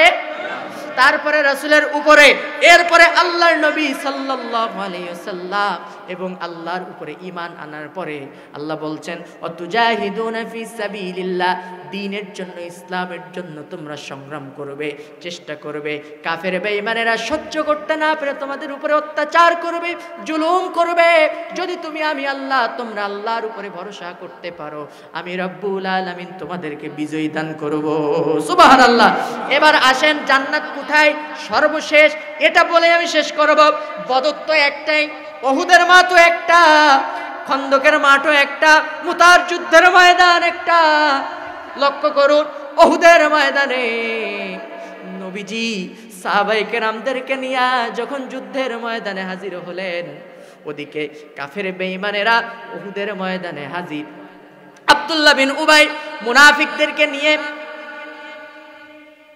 পালিয়ে গেল যুদ্ধের ময়দান থেকে। এই মুসলমানেরা খুবই কম সংখ্যক মানুষ, যুদ্ধের ময়দানে খুবই সংক্ষেপে বলতেছি, নবীর প্রতি ভালোবাসা দেখেন, ঈমানের কি দীপ্ত চেতনা। ঈমান কাকে বলে একটুখানি লক্ষ্য করেন। উহুদের ময়দানে সাহাবায়ে কেরাম যখন উহুদের ময়দানে যুদ্ধ শুরু হয়েছে, আমার নবীর প্রতি কি ভালোবাসা তারা দেখাইছে, আল্লাহর প্রতি কি ভালোবাসা তারা দেখাইছে। উহুদের ময়দানে যখন যুদ্ধ শুরু হয়েছে, 10 জন সাহাবী নবীজিকে চতুর্দিক দিয়ে ঘিরে রেখেছে। কাফের বেঈমানের তীর যেন নবীকে আঘাত না করতে পারে, নবীকে রক্তাক্ত না করতে পারে। 10 জন সাহাবী নবীকে চতুর্দিক দিয়ে ঘিরে রেখেছে। তাদের বক্তব্য একটাই, আমরা ঈমান এনেছি, আপনাকে ভালোবেসেছি, আমাদের জীবন চলে যাবে কিন্তু নবীর গায়ে একটা ব্যথা লাগতে দেব না। আল্লাহু আকবার। একে একে একে একে হযরতে তালহা শহীদ হয়ে গেলেন। নবীজির অসংখ্য সাহাবায়ে কেরাম, 9 জন সাহাবী দুনিয়া থেকে শহীদ হয়েছে, বিদায় নিয়েছে। 70 জন সাহাবী উহুদের ময়দানে শহীদ হয়। আপনারা জানেন এই ঘটনা। নবী করিম সাল্লাল্লাহু আলাইহি ওয়াসাল্লামকে সর্বশেষ হযরতে দাজানা রাদিয়াল্লাহু তাআলা আনহু 2 হাত এভাবে মেলে ধরেছি, ইয়া রাসূলুল্লাহ, আমার সব ভাইয়েরা তো শহীদ হয়ে গিয়েছে, আপনার গায়ে কাফের বেঈমানেরা তীর লাগাতে পারে, আপনাকে রক্তাক্ত করতে পারে, কষ্ট দিতে পারে। ইয়া রাসূলুল্লাহ, ইয়া হাবিবাল্লাহ, দেরি করবেন না, চলে আসুন আমার বুকের ভিতরে, আমার বুকের ভিতরে আপনাকে আগলে রাখবো, কিন্তু আপনার গায়ে একটা তীরও লাগতে দেব না। জোরে বলেন না আল্লাহু আকবার। এভাবে কিতাবে পড়েছি হযরতে দাজানা রাদিয়াল্লাহু তাআলা আনহুর পিঠে একটা নয়, দুইটা নয়, শহীদ হয়ে যাওয়ার পরে গুণে দেখা গিয়েছে 83টা, কোন কোন বর্ণনায় আসছে 72টা তীর হযরতে দাজানার পিঠের ভিতরে লেগেছে, কিন্তু নবীর গায়ে একটা তীরও লাগতে দেয় নাই। আল্লাহু আকবার। হযরতে দাজানা রাদিয়াল্লাহু তাআলা আনহু শহীদ হয়ে গেলেন। এবার নবীজি যখন একা অবস্থান করতেছেন, একজন কাফের এসে নবীজির মুখ বরাবর একটা পাথর নিক্ষেপ করলো। নবীজি ওই পাথরটা এসে নবীজির মুখ বরাবর যখন লাগছে, দাঁত ভেঙে শহীদ হয়ে গেল, জমিনে পড়ে গেল। আর একজন কাফের এসে নবীজির মাথার বরাবর যখন মেরে দিয়েছে, লোহার হেলমেট ভেঙে একটা অংশ মাথার ভিতরে ঢুকে গিয়েছে, সমস্ত শরীর ভিজে লালে লাল হয়ে যাচ্ছে, নবীজির মাথা থেকে রক্ত পড়ে পড়ে নবীজি বেহুশ হয়ে জমিনের ভিতরে পড়ে গেলেন। কাফের বেঈমানেরা খবর রটায় দিল, মুহাম্মদ বিন আব্দুল্লাহ দুনিয়াতে বেঁচে নাই, চিরতরে শেষ করে দিয়েছি। হযরত ওমর এই কথা শোনার পরে, হযরত আলী এই কথা শোনার পরে পাগলের মতো দৌড়াদৌড়ি করতেছে। আহারে, তরবারি ছুঁড়ে ফেলে দিয়েছে। নবীজি যদি দুনিয়াতে বেঁচে না থাকে, কার জন্য যুদ্ধ করব? আল্লাহু আকবার! আরো জোরে বলেন না আল্লাহু আকবার। এরপরে একজন মহিলা সাহাবী উহুদের ময়দানের দিকে দৌড়াইতেছে। মাঝখানে কয়েকজন জিজ্ঞাসা করতেছে, ও মহিলা দৌড়াও কেন, কই যাও? বলছে যাচ্ছি উহুদের ময়দানের দিকে। যেহেতু কোনো লাভ নাই, আজকে তোমার যে স্বামী উহুদের ময়দানে এসেছিল সে তো শাহাদাত বরণ করেছে। মহিলা বলতেছে, কে শহীদ হয়েছে জানতে চাই না, আগে বলো আমার নবীজি কেমন আছেন। আল্লাহু আকবার। কিছু দূর যাওয়ার পরে আরো কয়েকজন জিজ্ঞাসা করছে, ও মহিলা দৌড়াও কেন, কই যাও? বলছে যাচ্ছি তো উহুদের দিকে। যে কোনো লাভ নাই, আজকে উহুদের ময়দানে তোমার যে দুইটা সন্তান এসেছিল দুটোই শাহাদাত বরণ করেছে। মহিলা বলতেছে, কে শহীদ হয়েছে শুনতে চাই না, আগে বলো আমার নবীজি কেমন আছেন। সুবহানাল্লাহ। দৌড়াইতে দৌড়াইতে পাগলের মতো সাহাবায়ে কেরাম চতুর্দিক দিয়ে নবীজিকে ঘিরে রেখেছেন। সবাইকে ঠেলে নবীজির সামনে দাঁড়ায়া দুই চোখের পানি ফেলে নবীজির জীবিত মুখটাকে দেখে কাঁদে আর বলে, ইয়া রাসূলুল্লাহ, আস্তে আস্তে শুনলাম আমার স্বামী শহীদ হয়েছে, আমার দুইটা সন্তান শহীদ হয়ে গিয়েছে। ইয়া রাসূলুল্লাহ, ইয়া হাবিবাল্লাহ, আমার মনে কোনো কষ্ট নাই, কোনো দুঃখ নাই। আপনাকে ভালোবেসেছি, ঈমান এনেছি আপনার উপরে, আপনি বেঁচে আছেন, এটাই গোটা পৃথিবীর মুসলমানদের জন্য আজকে সান্ত্বনা। সুবহানাল্লাহ। প্রিয় মুসলিম ভাইরা, আমি আমার আলোচনার শেষ পর্যায়ে চলে এসেছি। তাহলে জান্নাতের ফয়সালা কে দিবে? জোরে বলেন না কে? নবীজি এই শেষ মুহূর্তে সমস্ত মুখটাকে এভাবে মলে আনলেন, দাড়ি ভিজে গেছে রক্তে, তাজা রক্ত এইভাবে চোখের সামনে ধরে বলতেছে, আহারে এই জাতির কল্যাণ কিভাবে হবে যেই জাতি তার নবীর চেহারা রক্ত দিয়া লাল বানাইয়া দিল। নবীজি উহুদের ময়দানের আগে ঘোষণা দিয়েছিলেন, তোমরা জান্নাত পেতে চাও, জান্নাত। ইমাম বুখারী শরীফে একটা আলাদা বাব লিখেছেন, আল বাবু জান্নাতু তাহতা জিলালিস সুয়ুফ। আন আব্দুল্লাহ ইবনে আবি আওফ আন্না ক্বালা রাসূলুল্লাহ সাল্লাল্লাহু আলাইহি ওয়াসাল্লাম, ইলামু আন্নাল জান্নাতা তাহতা জিলালিস সুয়ুফ। আল্লাহর নবী বললেন, সাহাবীরা তোমরা জান্নাত পেতে চাও, জান্নাত। তোমরা বলেছো যে আল্লাহর উপরে ঈমান এনেছো, রাসূলের প্রতি ঈমান এনেছো, সেই ঈমানি পরীক্ষা আজকে হবে উহুদের ময়দানে। ও আমার সাহাবীরা, ছুটে আসো, ছুটে আসো, জান্নাত কোথায় জানতে চাও? ছুটে আসো, জান্নাত অন্য কোথাও নাই। ওই যে কাফেররা যুদ্ধের ময়দানে তরবারি নিয়ে যুদ্ধ করতেছে, ওই তরবারির নিচে তোমাদের জান্নাত। সুবহানাল্লাহ। এখান থেকে তুমি কি বুঝলেন? এখান থেকে এটাই আমাদের জন্য শিক্ষা। নাম্বার 1, ঈমান আনতে হবে, তওবা করতে হবে। এই ঘোষণা কে দিয়েছেন? আরো জোরে বলেন না কে?